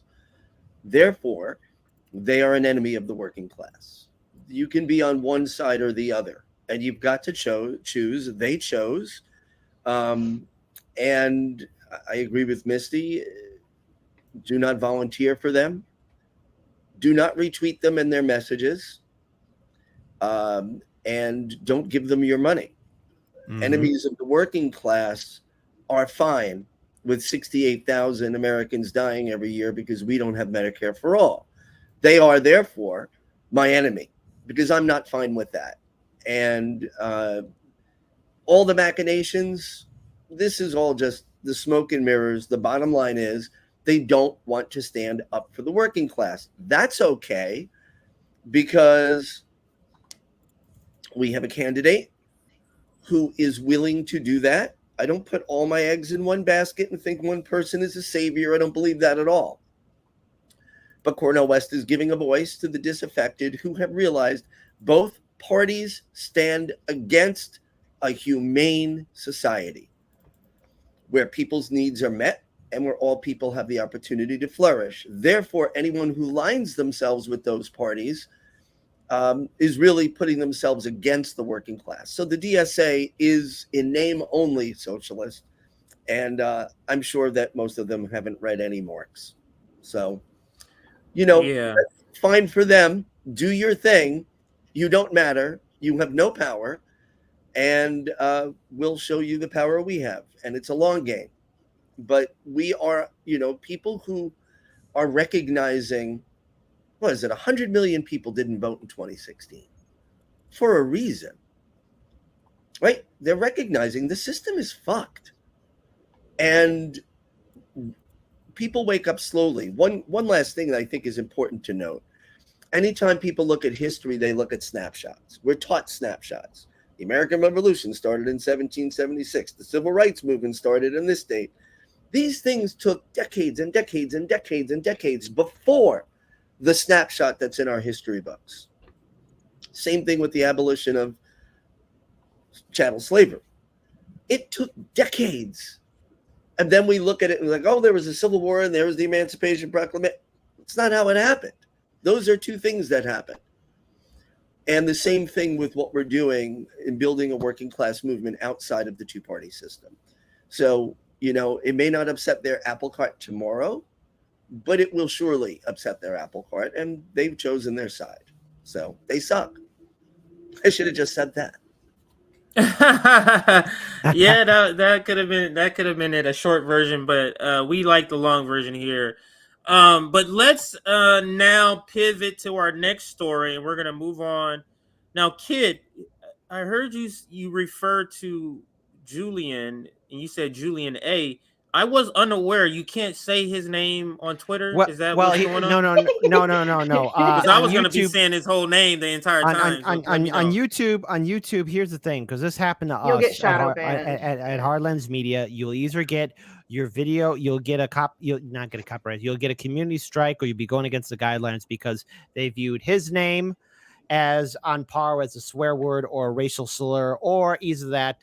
A guy named Edward who snowed in somewhere on the Asian continent. That's what I call a good old Ed. YouTube doesn't like Assange, and I mean, listen, I host a show with Assange in the title. I know this all too well. I mean, I don't know if you put Assange in the title of the video, but if you did, this video will be shadow banned. They will not give it any algorithm help at all. Yeah, and that's just at best. That's best case scenario. No, it's not in the title. It's not in the title. Okay. It's in the description, but it's not. Okay. It's not in the title. Okay, so we're gonna start here, though. We're gonna start with Roger Waters, and Roger Waters is. I don't know if he was trying to hide this, or it doesn't seem like it because his name is right there. I don't know if he was trying to. So I don't think he was trying to hide. He wasn't it, trying to hide it. No. Yeah, or people Roger just Waters didn't know. would not. He would not try to hide. But even then, he has a right to privacy. But oh wow, Roger Waters donates money to something he It likes. just makes the gray zone cooler. Wow. Yeah, and that's where we're starting with your tweet here, Misty. Because that's what I thought. Like, I guess certain people would have certain reactions, but definitely people in our community have this reaction. And I'll read your tweet. It said, you say, way to make Grayzone look even cooler. Roger Waters is one of very few celebrities who consistently sticks to his principles and actually challenges power. And you are responding to this guy. You can tell me the story of what, how this came about to even see this and tweet this. But this guy, I guess, is saying it in the bad way. So, Misty, tell me, how did you come upon seeing his tweet and your reaction and everything? So I actually saw Max tweeted it out, and obviously I follow Max, and I saw him tweet it out, and I don't remember what he said about it, but I immediately just laughed my ass off because this obviously just makes Grayzone look even cooler. To anybody who follows Roger Waters, I followed Roger Waters for many years, not just for his music. I mean, I like Pink Floyd. I like his music. It's fine. I'm not a huge fan. Like, I listen to it. I like it. It's great. But I'm a huge fan of Roger Waters, the person, the human being. This dude has been consistent for decades. I mean, he does not back down. And I don't always agree with him on everything, but I always appreciate people who stick to their guns, especially somebody like Roger Waters, who has much to lose. And it would be much easier for him to just go with the flow and to just follow along with the narrative and all of that stuff. And he's never done that. And he refuses to back down. He refuses to sell out the Palestinian people, despite the fact that he is regularly attacked on that issue.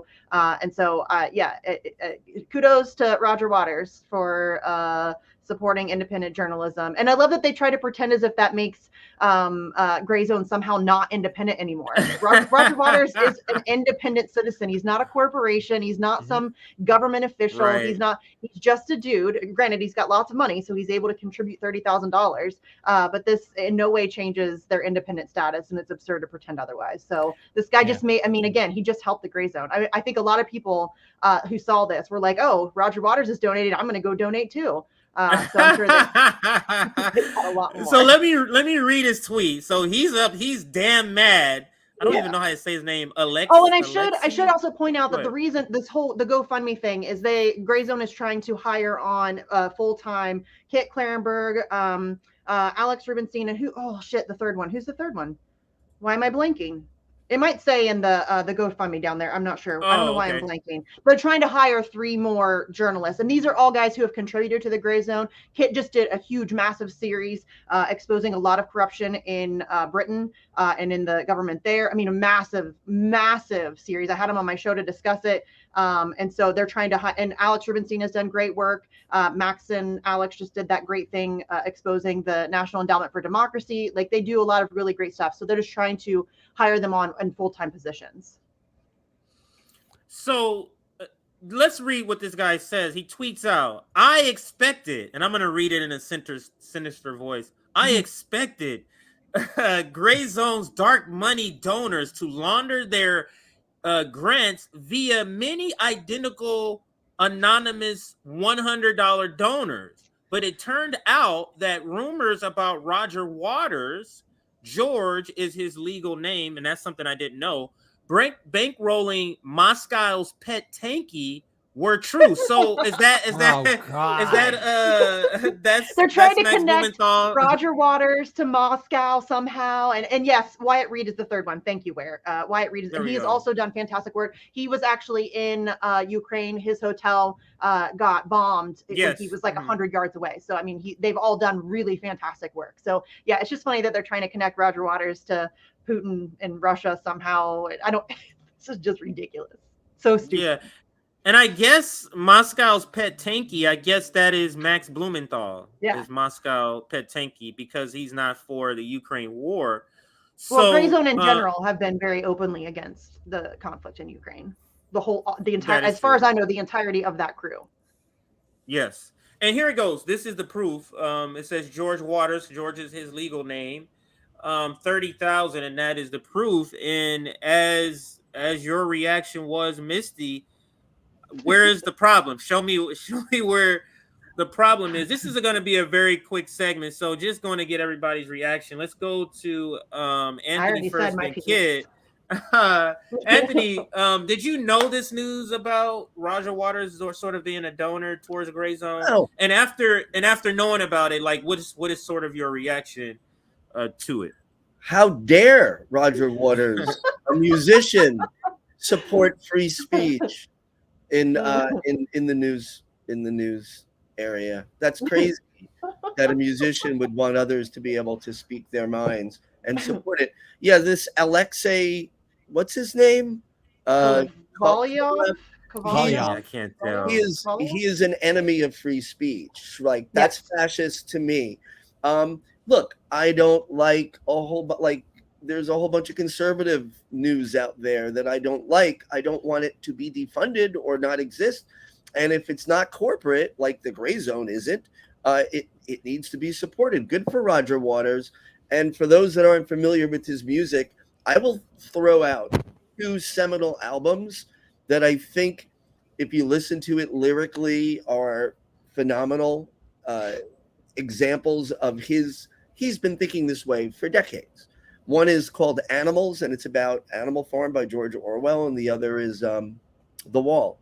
But why do they matter? Because, when you're a subversive artist working for like mega corporations like Columbia Records, you can't just come out and say it. You've got to use your subversiveness through your art. And he's done it. He's now at a place where he can just speak freely. He stands up for the oppressed people who are being genocided in Palestine. Mm-hmm. Good that he does. He stands out against war. And by the way, since when is anti-war just, if you go back and look at the history of Vietnam, you were told that if you were against the Vietnam War, you were a tanky for China. So this is, and you were told this by conservatives. This is an age-old, that tanky, you're a tanky for Russia, tanky for China. Anyone that was against nuclear weapons was a tanky for Russia or the Soviet Union years ago. That's how they used it. They're all about suppressing free speech and suppressing people's movements. Good. I will challenge Roger Waters now to make a $30,000 donation to Revolutionary Blackout Network. That's the next thing we're going to ask him. Don't forget us sarcasm. And Independent News Network. Absolutely, he can split between the two.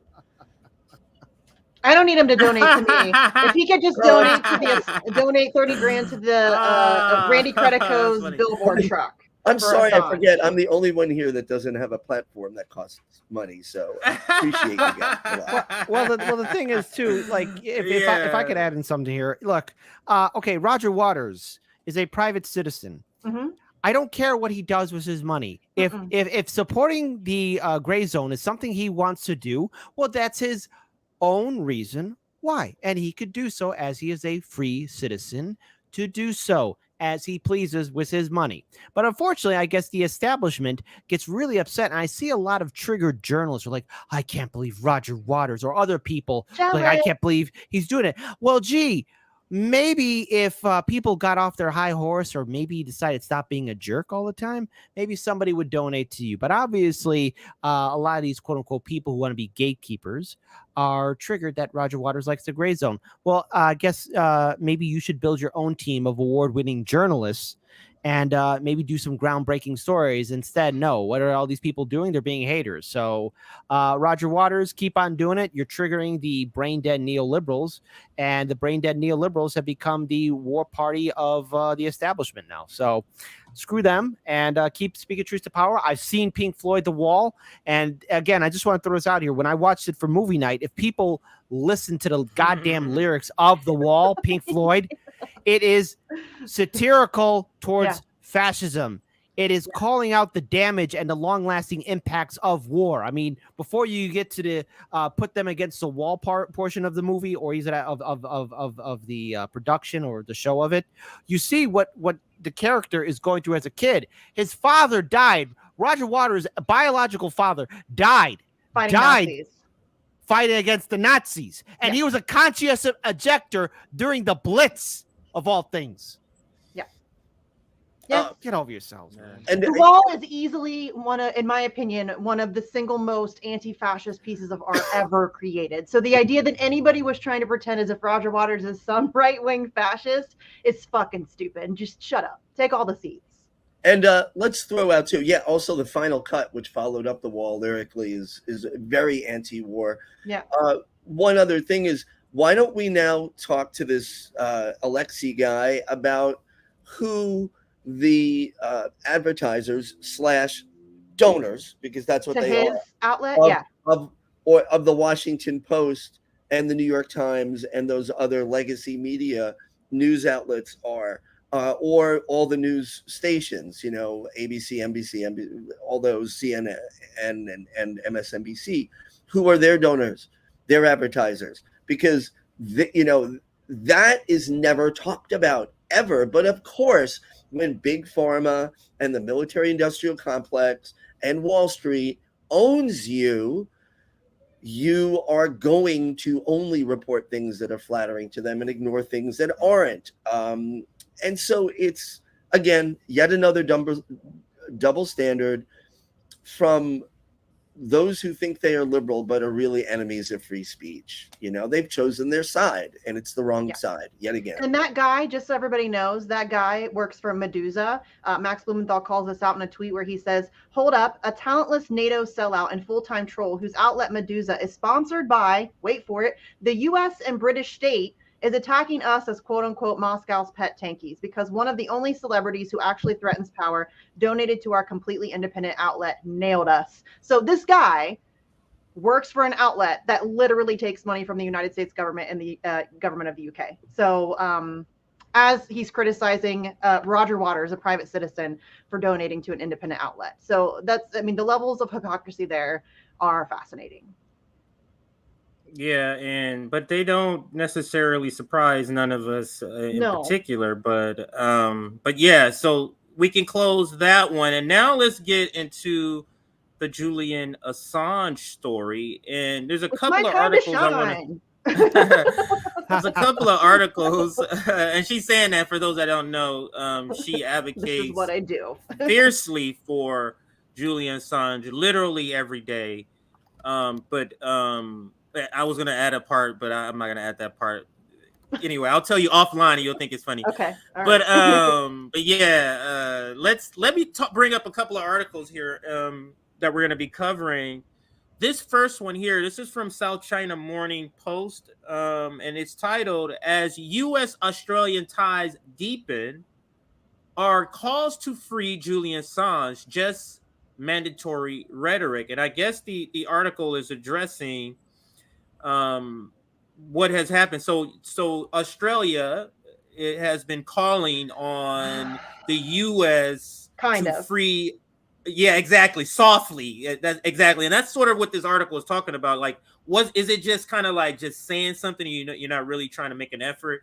So that's the question we're going to be kind of addressing with the article. But they sort of, called for the U.S. to free Assange, and that's sort of where we're starting at now. Misty, I'll lean on you to answer this question.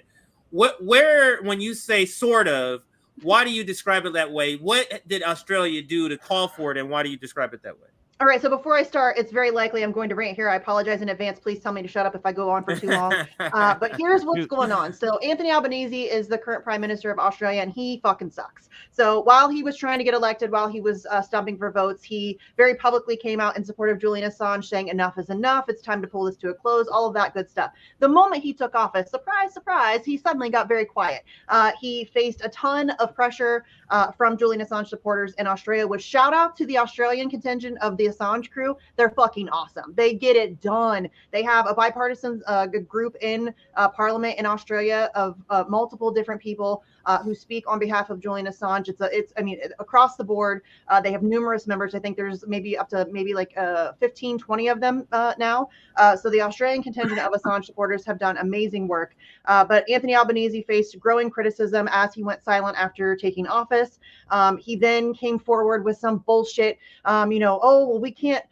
Okay, first of all, they call megaphones loudhailers in Australia. So he said, I don't think now's the time for us to bring out our loudhailers. It's time for quiet diplomacy. Get the fuck out of here. This case has been happening in silence for far too long. It needs literally all of the noise. It needs all of the megaphones. And so the idea that he's trying to pretend as if he can silently, like really nicely ask the United States to please, pretty please, won't you let Julian Assange go? That's ridiculous. And, he continued to be very silent. He's continued to face a ton of pressure. He continues to be an absolute schmuck on this issue. And so that pressure has been growing over time.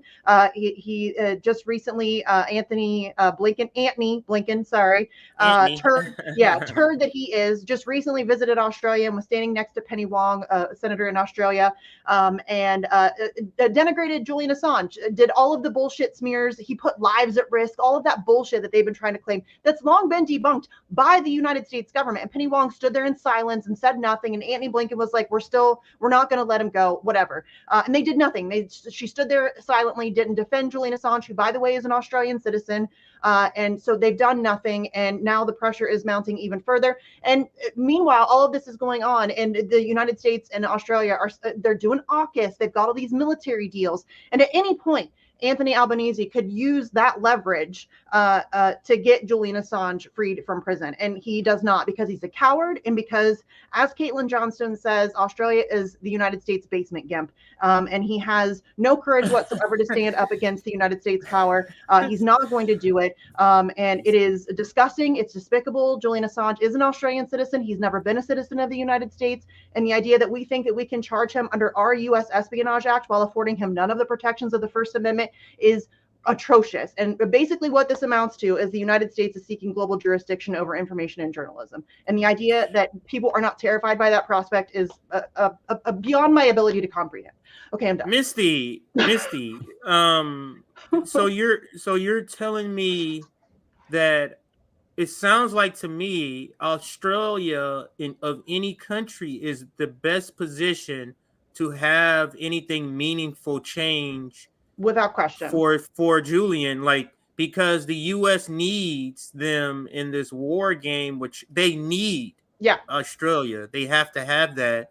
Why don't they're like the squad of countries, huh? Why don't these people use their power when they have it? These countries, is it similar to why the squad wouldn't? They had this thing with Nancy Pelosi where they really could have extracted a lot of things, reduced the speaker's power in the same way that the Freedom Caucus did with Kevin McCarthy.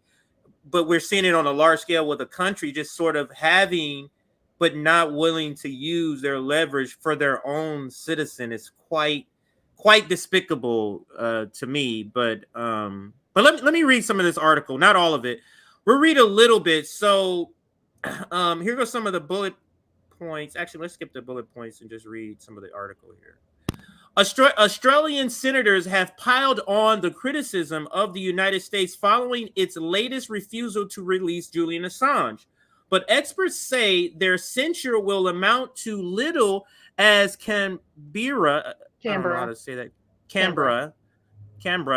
seeks deeper relations with Washington. Some lawmakers and commentaries are agitated that despite having offered to house more American troops, Canberra was unable to leverage its relationship with Washington at last week's Australian-U.S. ministerial consultations to end Assange incarceration. While the two countries did agree at the annual ASMAN forum to a quote combined intelligence center, quote end quote, that would embed more U.S. intelligence personnel within Australia, there were also signs of growing impatience at Washington's lack of quid pro quo. When asked last week why American military officer Chelsea Manning, whose leaked classified U.S. records to Assange WikiLeaks database had been freed while the Australian journalist continued to languish in jail, Secretary of State Anthony Blinken said Assange had, quote, risked very serious harm, end quote, to national security, and asked Australians to understand U.S.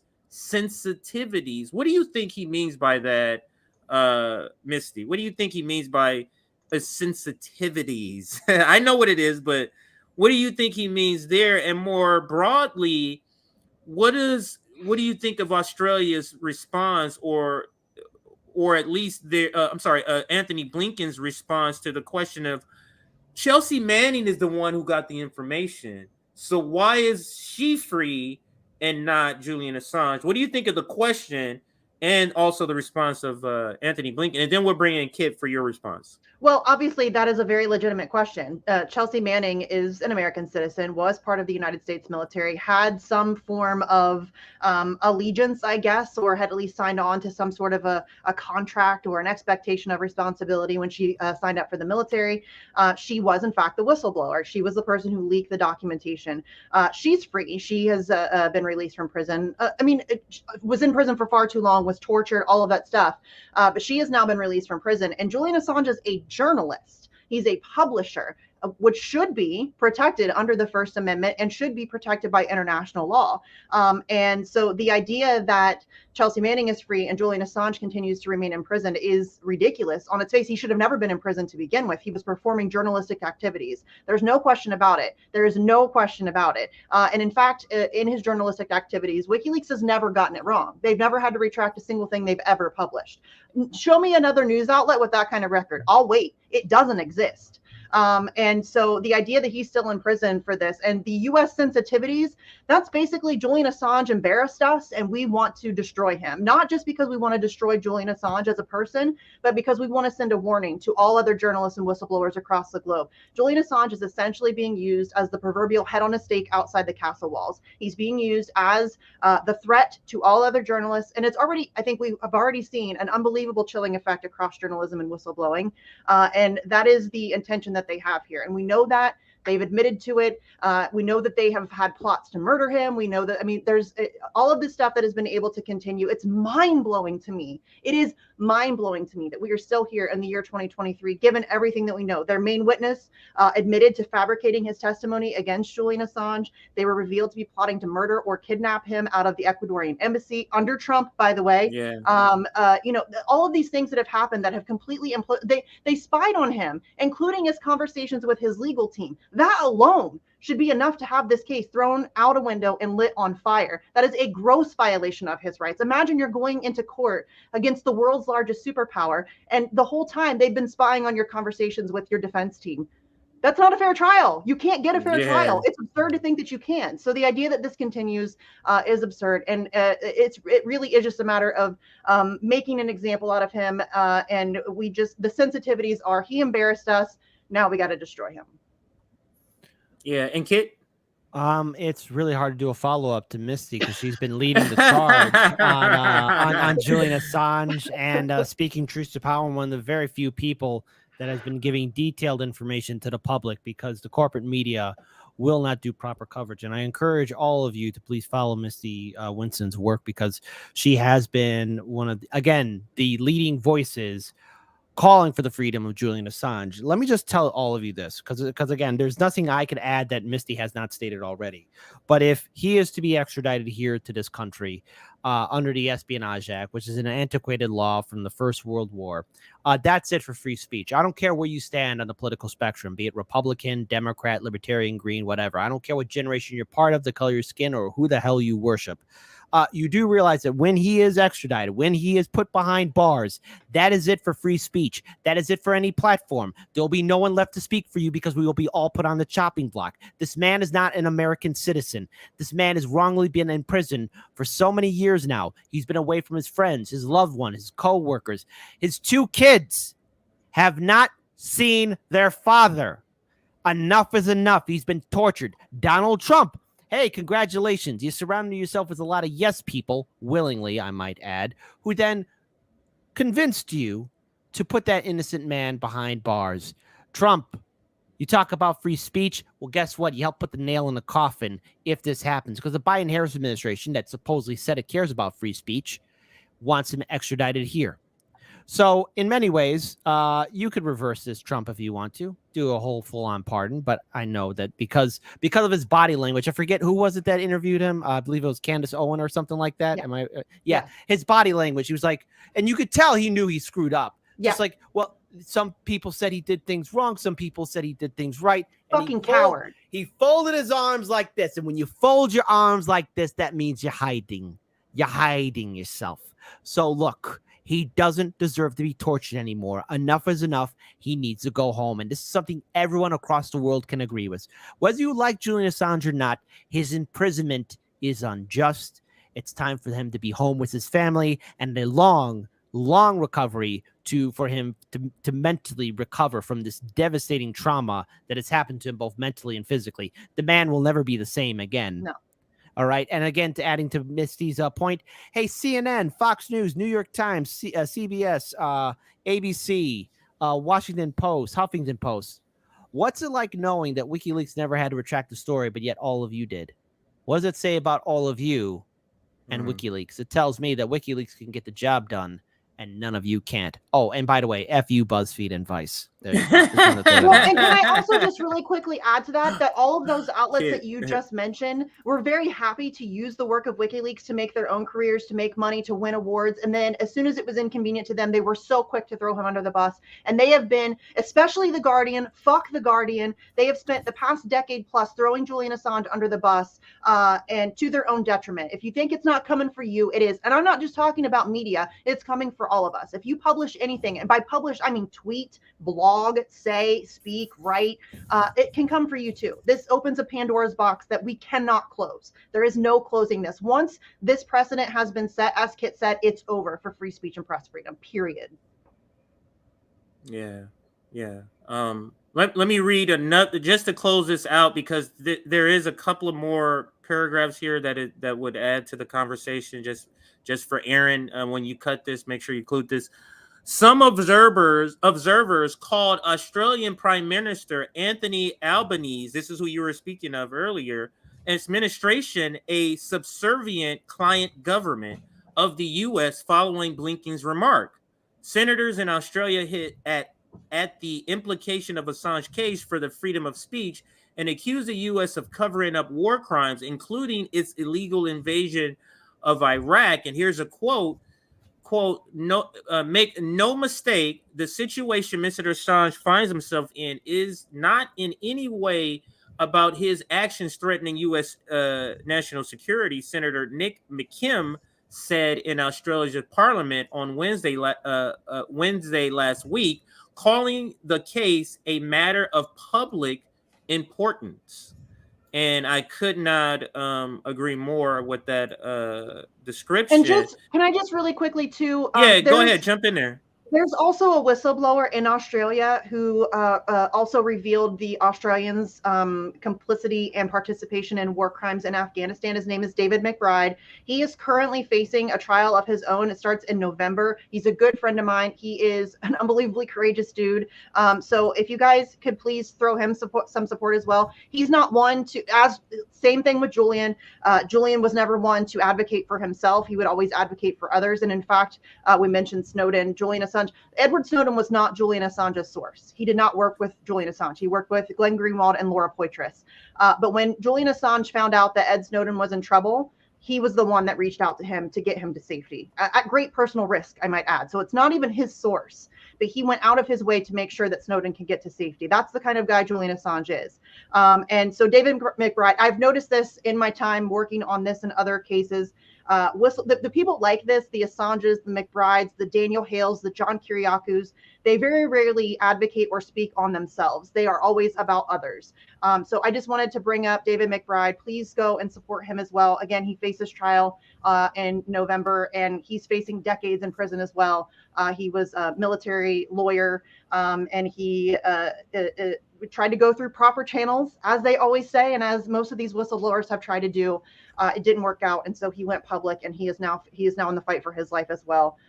So I just want to bring that up and ask for you guys to support him. If I could just quickly chime in. Yeah, go ahead. Absolutely. When we say war crimes, I would ask people to go back and look at what WikiLeaks revealed under the Bush administration. Well, they revealed it after the Bush administration, but what happened during our war against the people of Iraq, how U.S. service members were looking at the cold-blooded murder of innocent people like it was a video game. Yeah. Like, I watched that footage once and felt sick. It's hard. So the trauma that has been inflicted on non-Christian, mostly brown and black people in the Middle East and Africa by the U.S. and sometimes with NATO war machine is immeasurable. Yeah. WikiLeaks was able to give a window into two things. One, the brutality that is the U.S. imperial and European imperial war machine and how bloody and murderous it is. And two, the inner machinations behind the scenes. Like, it came out that like we were spying on our allies. So like we're just full of shit. So those are the things, those are the quote unquote crimes that he revealed our inhumanity to other human beings on this planet. And that was a heroic act. Misty and I spoke a while back on her show about the trauma being inflicted upon Julian in prison. The United Nations considers anything over 15 days in solitary confinement to be torture. So the UK government is torturing, the Crown is torturing Julian in prison. The United States is behind that torture. The man had a stroke in prison, being denied access to your family members. All of that is torture. So we are massively violating human rights. But it's no surprise because the United States routinely incarcerates and puts in solitary confinement poor, mostly black and brown people in our carceral state of the United States. So I would say, like, under that metric, we are perhaps one of, if not the worst. I know how I feel, but I'm just trying to like parse it out for some others that aren't there yet. The biggest violator of human rights in the world. Yes. Human rights issue. And the third piece is, yet again, the United States government and its allies and its tankies, let's use that word, in the media, the mainstream legacy media, hate free speech. Mm-hmm. They do. And it's like, if you speak up, there may be journalists who would like to write about it, but they have to make a decision. If I push a story that goes against the imperial order, I'm done. My career is finished. These are the choices that people are forced to make, which is why independent media is so important. But again, why people like Alexei, last name N, don't want places like the Grayzone out there. So they don't allow the legacy media to cover it, and they complain if anybody supports the independent media. They're enemies of free speech. And it's just sad. It's heartbreaking. I know Caitlin Johnstone. Yay, Kate. She did that beautiful video Yes. that Oh, it makes me cry every time. I know. I could only watch that once too. It was like, I can't believe you did it. It was so gorgeous. Yeah. For Julian and what he means. But listen, I do believe this. There's a time when our imprisoned traitors will be our heroes. Yeah. I don't know how far down it is, but it always happens. It would be very cool if we could start supporting our truth tellers in real time instead of making martyrs out of them. That's what frustrates me. We do this all the time. We did it with Ellsberg. We did it with Kiriakou. We're doing it now with Julian Assange. And also, just really quickly, as Anthony Zinkas was just saying, what he was speaking about, the footage that he was talking about, if you have not seen it, it's called Collateral Murder. It is about a 38-minute video of 2 Apache helicopters committing atrocious war crimes on video for all to see. It is murder. And as John Pilger once called it, it's 360 degrees of murder. It's very difficult to watch. In my opinion, it's even more difficult to listen to. The just blasé nature, as he said, it sounds as if they're playing a video game. It sounds as if they're playing like Call of Duty or something. They're like, oh, light them up, and shouldn't have brought there are 2 kids in the van. Shouldn't have brought kids to a gunfight. They didn't. They, a guy happened upon a massacre and stopped to render aid, and then they fired upon them as well, which is called a double tap, and it is a war crime.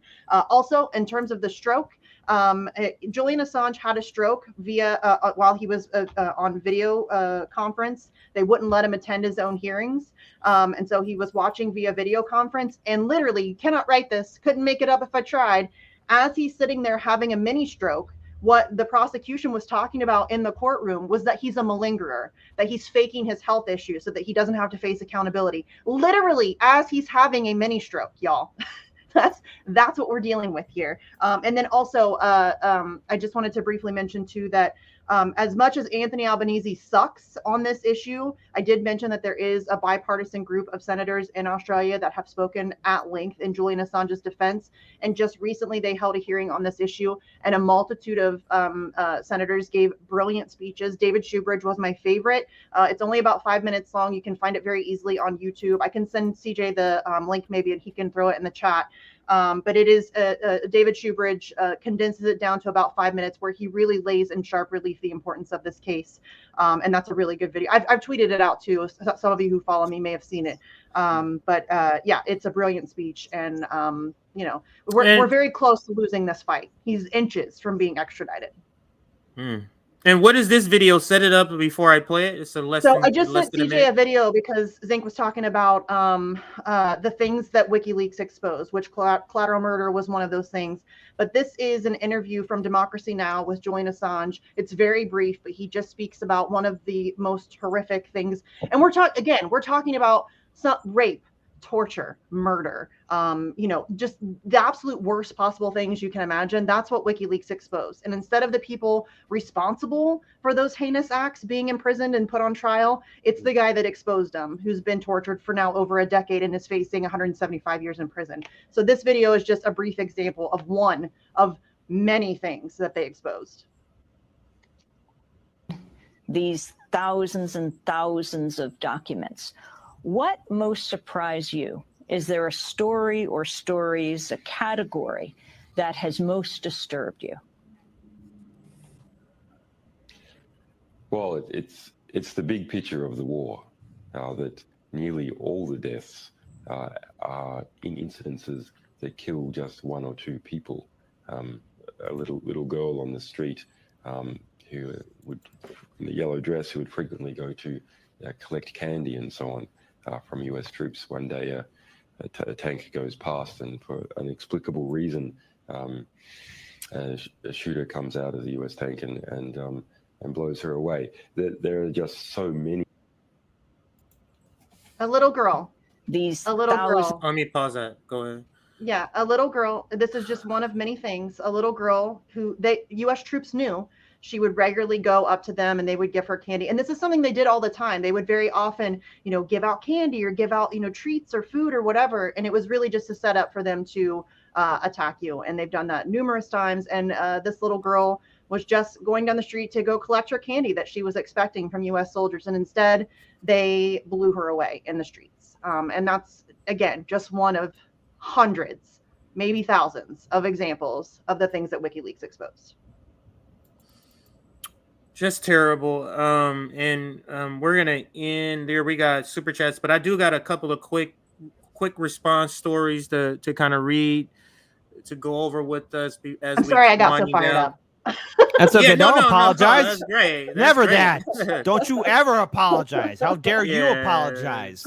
That was great. And I forgot to shout this out before we move. Just to shout out this article, we're not going to read it. Co-founder Ben and Jerry's wrote an article in Newsweek, and it's entitled "President Biden is Trampling the Bill of Rights by Prosecuting Julian Assange." It's a great op-ed. It was written a couple of weeks ago, so it's not brand new, but I just wanted to shout it out and for people to go check out or Google it on Newsweek. So there you go. All right, so now let's get to some of these other stories. What I thought was so this is a local story to me, but it's local with national implications because those of us in the community fighting against police brutality, fighting against Cop City, this is a bit of good news, and I'll put it up here. West Long Beach is first to get mental health workers who respond to certain 911 calls.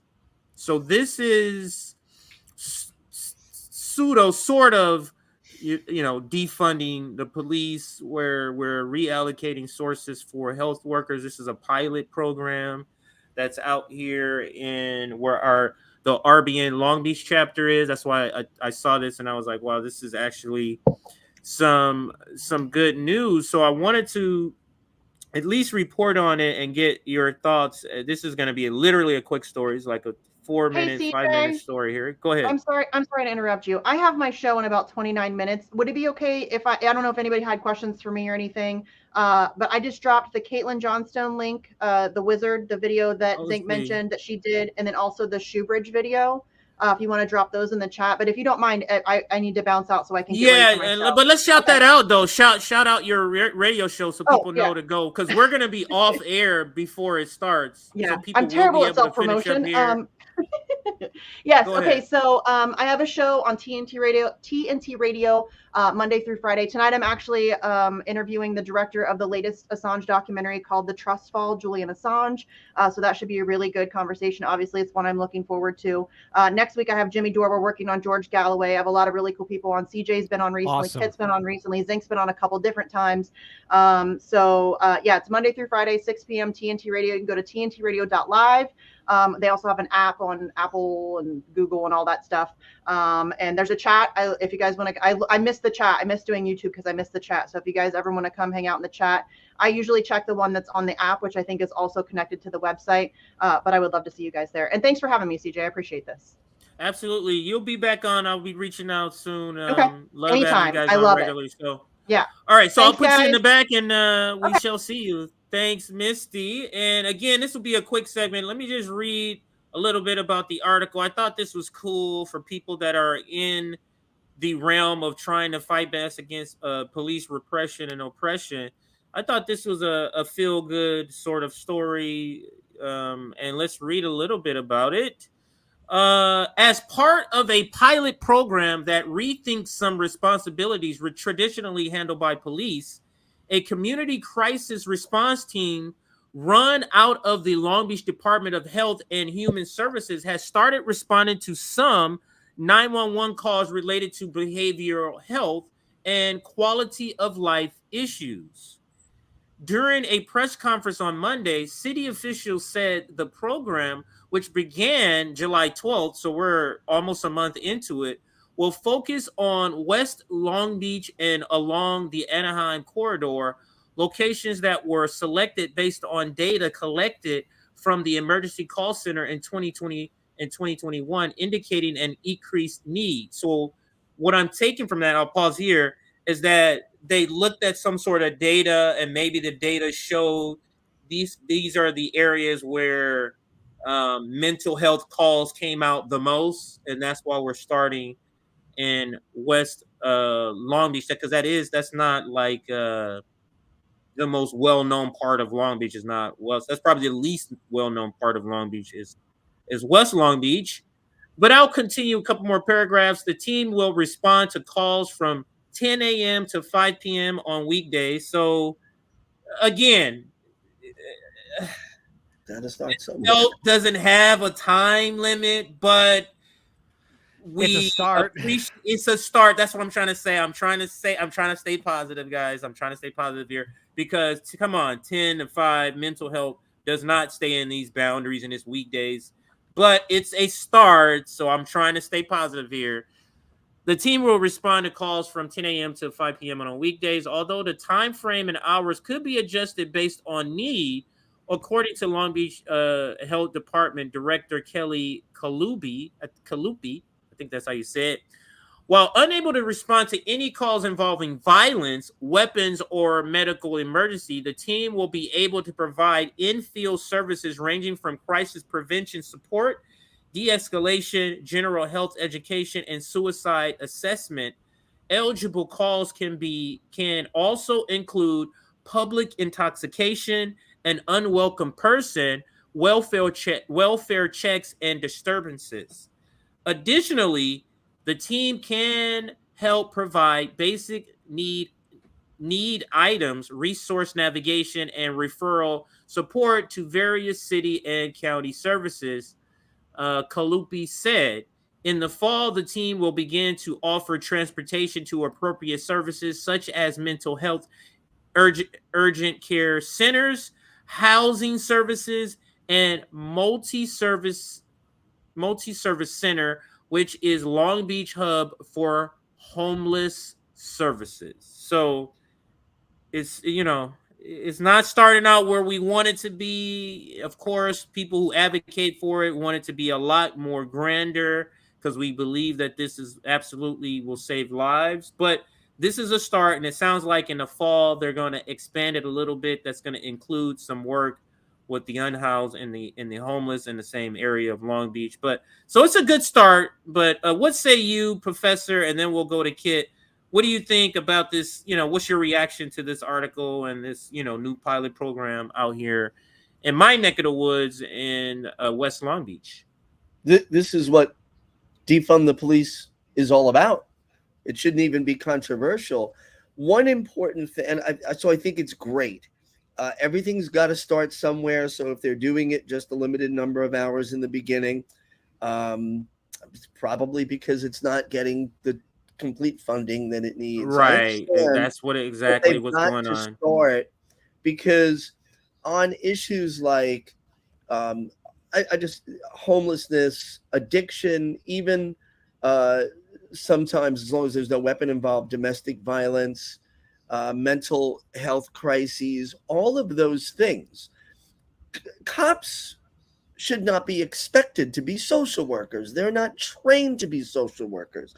So you send somebody in with a gun, you're going to every now and again get terrible results. There was a case in Salt Lake City a couple of years back where a mother had a son who was, I believe, on the autism spectrum. So he was out of control, young kid, like 10 or 11 years old, something like that.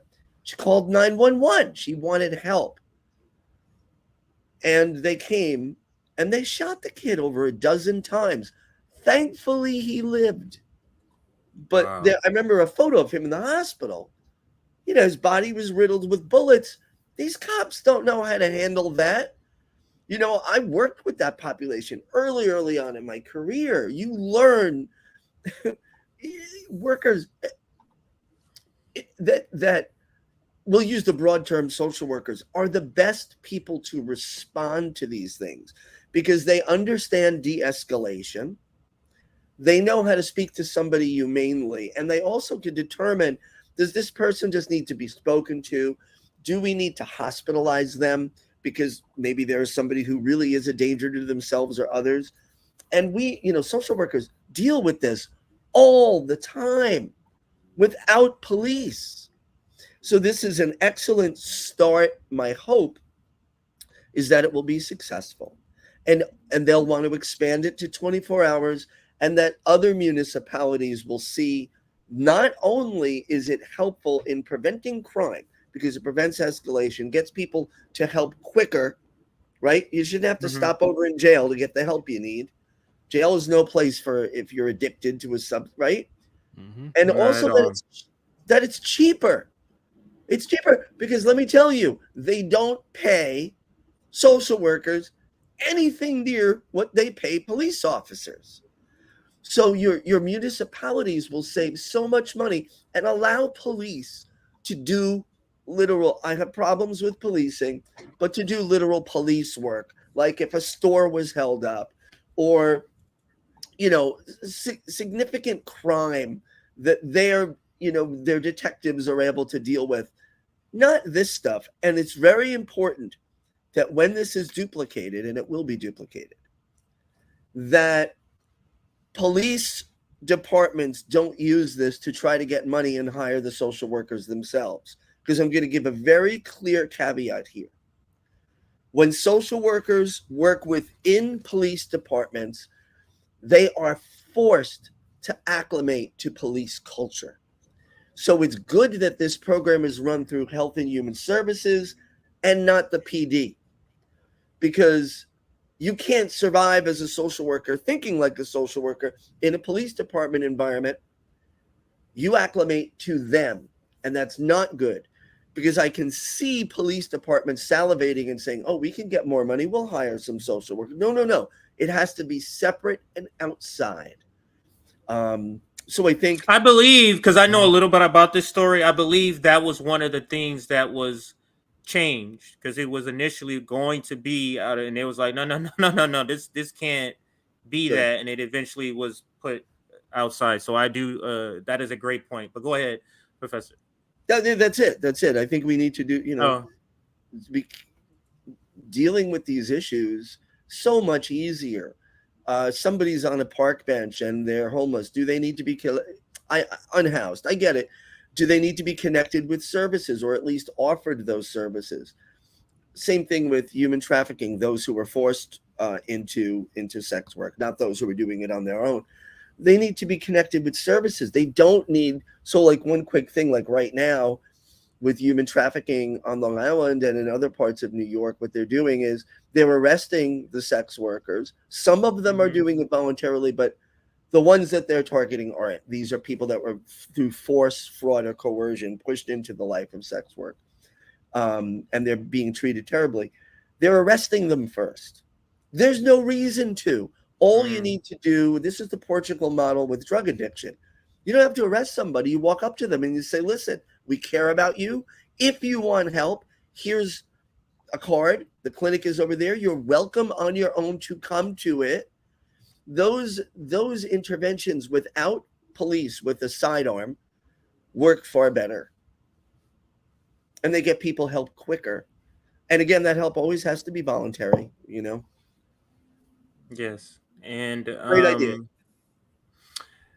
Kid, did you have any other remarks or any remarks on this idea? Is anything like this happening in Chicago or in Illinois? Because I know Chicago. Go ahead. No, go ahead, dude. No, what I was going to add is that because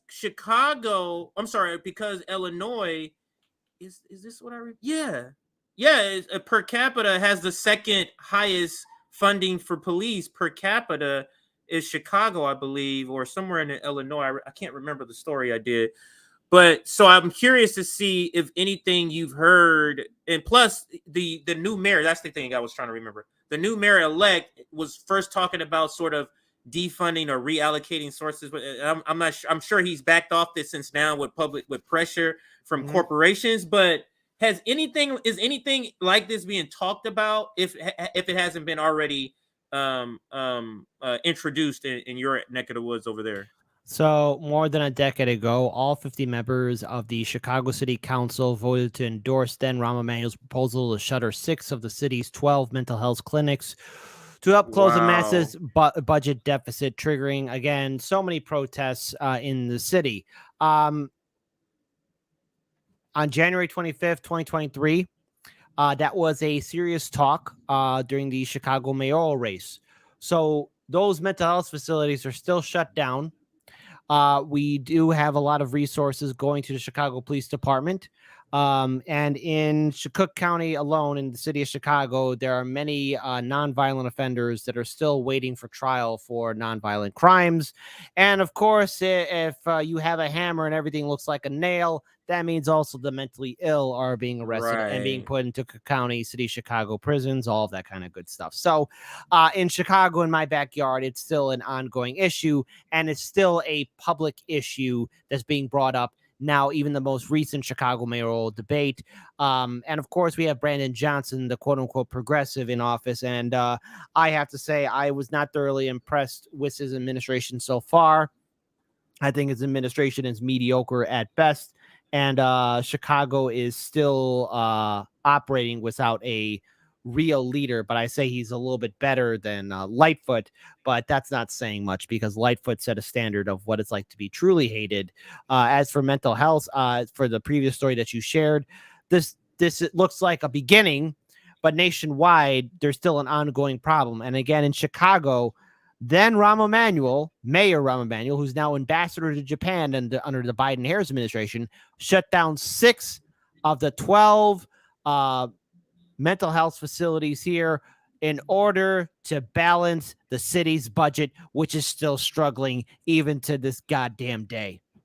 I wish we had something like that here in this city, and any attempt that we do have is usually quickly dismissed, underfunded, or eventually gets absorbed with the CPD, the Chicago Police Department. It can't be absorbed with the police department. That's the most important thing. Yeah. So what we need is like national leadership that talks about this, even though the feds don't have a ton of control at all, really, over local PDs. Having somebody in office with a functioning brain and a functioning human heart and soul would be great to have them stand up and say, we are going to, all you have to do is let's throw some money there. We're going to have a federal program to give money to municipalities who do this model, which is separate from the police. I want to bring everybody's, there's so many names of people that were assassinated by the police, but one comes to mind as a historically should have been a transformational moment, and that was the murder of Eleanor Bumpers, a 66-year-old African-American woman in New York City by the NYPD in the 1980s. She was being evicted by the housing authority. She became belligerent because she didn't want to get evicted. She threatened them with like a small kitchen knife. So, but here's the thing. If social workers could have come, because I'll tell you, I've been in situations where people are agitated and belligerent, and you can talk to them if you know how. The police broke into her house and shot this 66-year-old woman dead with a 12-gauge shotgun. Oh, my God. So the slaughter has been continuing. It's happened before then, and it's been continuing for decades. These deaths never had to happen because cops are not trained or equipped to talk to people in these situations. And then they're armed. And so somebody in the federal government, again, like Democrats could take this lane. They could even do the two-edged thing, like, hey, we support law enforcement. We're doing that by making their loads lighter and making it easier for you could do that rhetoric and that language. But where's the federal program to support this all across the country? See, Democrats don't care how many Americans, unarmed Americans, or just in general, are slaughtered by police. They never cared because this is an easy win for them. And they still won't do it. But municipalities doing it is a great start. Hopefully it catches on. Yeah, I do agree, but we'll see. All we can do is keep fighting, keep pushing, keep pressuring, and hope that these programs that are pilots continue and they get the funding that they need. I think we're going to end it here. I think that's the perfect way. So the story of U.S. deploys troops to Iran. I think Nick is going to be covering that after the debate tonight. If not, then we'll cover it tomorrow. That's the only topic that did not get covered today that we were going to cover. But let's go to closing remarks. let's go to Professor, then we'll go to Kit.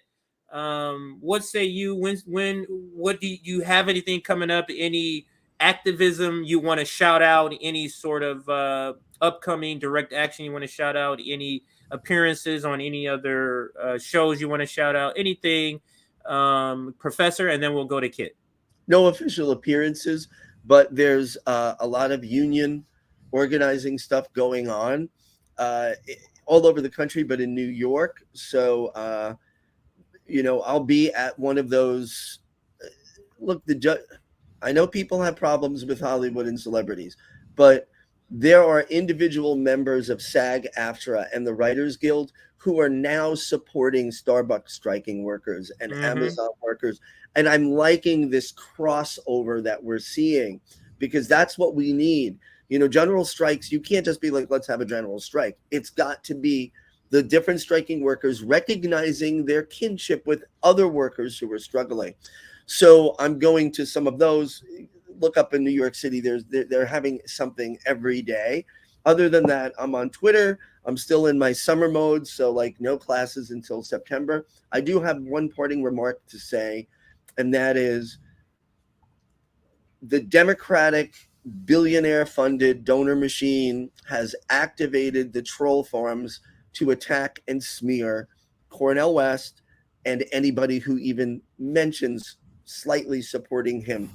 It is coordinated. You can see these accounts are out in full force. The past week and a half to 2 weeks, it's been really heating up. And I find it disgusting that they cannot fight anybody who supports Dr. West and the Green Party, the new Green Party agenda. They cannot fight us on issues. So they're smearing and attacking his character, calling him a criminal, a crook. So to me, it's dog whistle racism. He's stealing votes, stifling votes, all that language. He's a tax cheat and he's not paying his child. I'm seeing people say things like, well, how many wives has he had? These, and you look at their profiles, they're all blue wave resistor. So I just want to be really careful. There's a silver lining to this. They are coming out in full force. The man hasn't even held an official campaign rally yet. That kicks off on August 25th. But this is the important piece. He hasn't even started his official campaign, and they are terrified because they're not spending money for the hell of it. These trolls, we've known them. Dealing with the Tara Reade issue, I got to know a lot of inside info on what was going on with these troll farms, and we are well prepared. They are trying to do a couple of things, and I'll just leave this because it's important.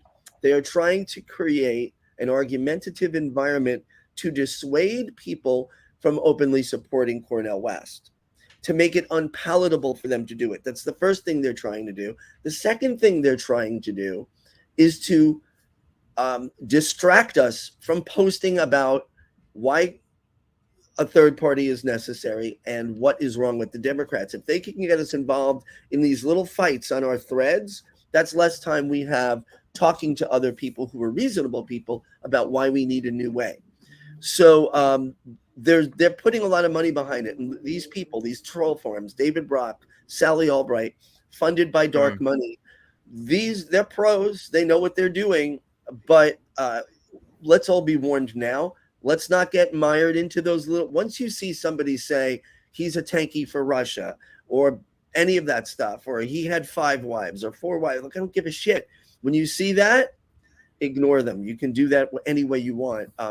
But side note, how disgusting is it for them to attack and smear one of the most prominent voices for racial and economic justice of our age? Because no human is perfect, but he has stood up and walked the walk for decades. And the fact that they are trying to smear his character shows me how disgusting they are and makes me more resolute never to vote for a Democrat again. I want to add a little bit more to that, Professor, because thank goodness for your voice and also for basically saying that we should ignore these trolls. But I say more, not only should we ignore them, I say we live rent free in their head. Because when I've been told by people who said, "Oh, kid, you're going to support third party, you're helping Trump," I'm going to look at me and I'm like, okay, then I am. And on election night, I'm going to post a selfie and say, "Hey, I did it. I vote for Dr. West." Or if not that, I will vote for a libertarian. I'll vote for somebody who's independent, but it's not going to be Democrat or Republican. And I say, let's be their Huckleberry. Let's be their Huckleberry from Tombstone. I'll be your Huckleberry. I'll go ahead and do it. In fact, I should do that for movie night, not for this week, but for this Thursday, but for next Thursday. But no, let's embrace our villain arc, all of us. Not only do we not engage with them, we double down, triple down our statements about why we're voting third party. And if it causes people to wet themselves, then good. Guess what? You live rent free in their head, baby. You could dance around. That's why Kyle Clancy's got that blonde hair. Trump's living in his head rent free. So let's do it. Let's live rent free in their heads. Yeah. Let's cause them to have meltdowns. Let them say they won't debate us. What's the point of debate? We already know your tactics, you jagoffs. You already gave away the secret sauce. You already told us what you think about us. So because of your attacks, because of your smears, because of your slanders, you have reinforced my belief of voting third party. And I encourage everyone in the audience and in my audience and anyone who listens to you, Professor, to vote third party, to vote independent. Why? Because embrace your villain arc. It's okay to be the bad guy. It's okay to be the bad guy. Because if the liberals are the heroes, then being the bad guy's the good thing. And I say we embrace it full heart. Let's just do that. All right, gentlemen. So for this question, somebody asked, what debate are you talking about? Nick has posted the stream, so it is going to be tonight, 6 p.m. Wait, 6 p.m. Oh, so that's 9 p.m. So in 3 hours, that's 9 p.m. Eastern, is when the debate, and he's debating Craig Pasta, and the debate is over RFK. So make sure if you are interested in this debate that you tune in tonight. Other than that, I want to thank my guests, Kit and Anthony. I'm going to put you two gentlemen in the back. If not next week, I'm sure. If I'm trying to do every week, but it might end up being every other week. I'm trying to get these panels together. But this was a great one. Our views is out the roof, so this is a great stream. Everybody liked it. But thanks again, guys. I'll put you in the back. And now we're going to be signing off. Let me see if I have a sign-off video to play here. Again, this is for tonight, 6 p.m. my time. So that's 9 p.m. Eastern. You can check this out tonight. Let me see if I have any videos queued up here to play as an outro. I guess we could do this one. This is another Jimmy video we could play as an outro, talking about AOC's betrayal. Yet another betrayal by AOC. Here we go. Hey, guess what? AOC already endorsed President Joe Biden like 17 months ahead of the election. Yeah, I think that's a good one to end with. All right, so let me read the super chats and then we'll end with that. Even though I put them up, I'll go through them again. I did put them up, but let's go through them again. That one says, "You just want to date her, Jimmy. Stop Googling her fraud skirt. Me too." Funny joke. And these are from Eric. In AOC, the progressive saviors Jenks writes about in Justice is Coming, and that is a real book. Nick and I figured that out yesterday when I Googled it. This one here from Roger Meadows. Misty, thanks for voting against the leg initiative. I think that's an inside joke, but thanks, Roger. Another one from Roger. This one here, Professor Z, you teach out here in Garden City by me. I'm assuming Garden City is somewhere where Columbia University is, since he teaches at Columbia. Here's another one from Eric. I will pay per-view the cruise, and that's Nick from RBN. Nick and Cornell versus Pasta and Kennedy fight if they all wear Mexican wrestling masks. Viva Lucha Libre. That is funny if they came out in Mexican masks. Another one from Eric. Populism will be heterodox. And here's one from Yellow Beard. That's a super sticker. Thank you for that super sticker. This one, Christian 999. Americans tapping into 401k at alarming rates. Yes, because contrary to what Joy Behar says, the economy and people aren't doing fine. It isn't easier to put food on the table right now. 2024 general, you have one choice, Tucker or Joe. I don't do the lesser of two evils. You can bring it in, babe. You can bring it in. Thank you. Right here. Wife is bringing me some lunch. So thank you, darling. Here is RFK. Oh, I'm sorry. Oh, thank you, Brandon, for that super chat. This one from Kenneth. RBN, Kit, Misty, thank you all. Free Assange. And I think that's before Anthony joined, so that's why Anthony's probably missing there. Here's another one from Lewis. I like Heartland's Media recent video calling out Kyle. That was this morning. I can't believe I ever looked up to him as a freedom fighter. Wow. Thank you, Kit, Misty, and RBN for calling out the fake socialists. Don't go easy on them. Let's see if this is important here. Anytime I get a back-to-back tweet. What? Oh, Savvy says Jimmy is interviewing Marianne Williamson tonight. So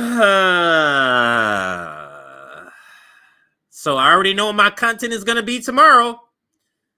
So, yeah, that's definitely going to be it.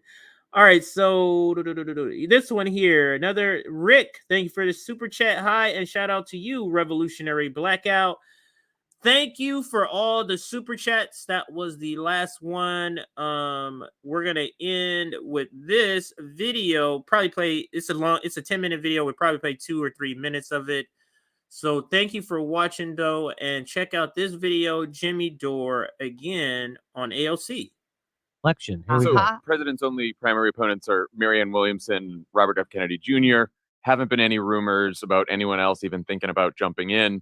Will you be supporting Joe Biden for re-election? I believe given that field, yes. I think he's done quite well, given the limitations that we have. And what are those limitations, AOC? He's done quite well, given the limitations that we have. Those limitations being that the only power in this country comes from corporations in the military-industrial complex, and yet you're doing absolutely nothing to stop them. Other than that, smooth sailing, Joe Biden's been doing great, huh? Is that what you mean? Given the limitations? I do think that there are ebbs and flows, as there are in any presidency.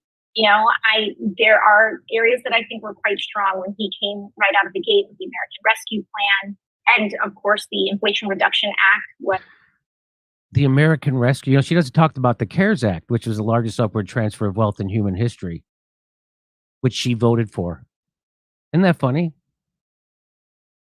It's a massive step in terms of our climate agenda. But, you know, there are all their climate agenda made a big dent in terms of their climate agenda. You know, their climate agenda of fracking and opening up Alaska to the Willow Project for oil drilling. You mean that kind of climate agenda? Is that your climate agenda? How about blowing up the Nord Stream pipeline? That's what I thought. Having the biggest release of methane gas in the history of the world. Is that part of your climate agenda? So areas that I think could have gone better. We have major structural issues in this country, and I think it starts with the United States Senate. And not the House of Reps. I think that until we have senators that are willing to stand up and stare the filibuster in the eye and stare a lot of structural issues about the Senate. So she's saying, first of all, the problem isn't in the House, it's in the Senate. It's not her problem. They did everything they were supposed to. But she says that the U.S. Senate needs to stare the filibuster in the eye. This is from a person who runs from her own constituents. She won't look her own constituents in the eye.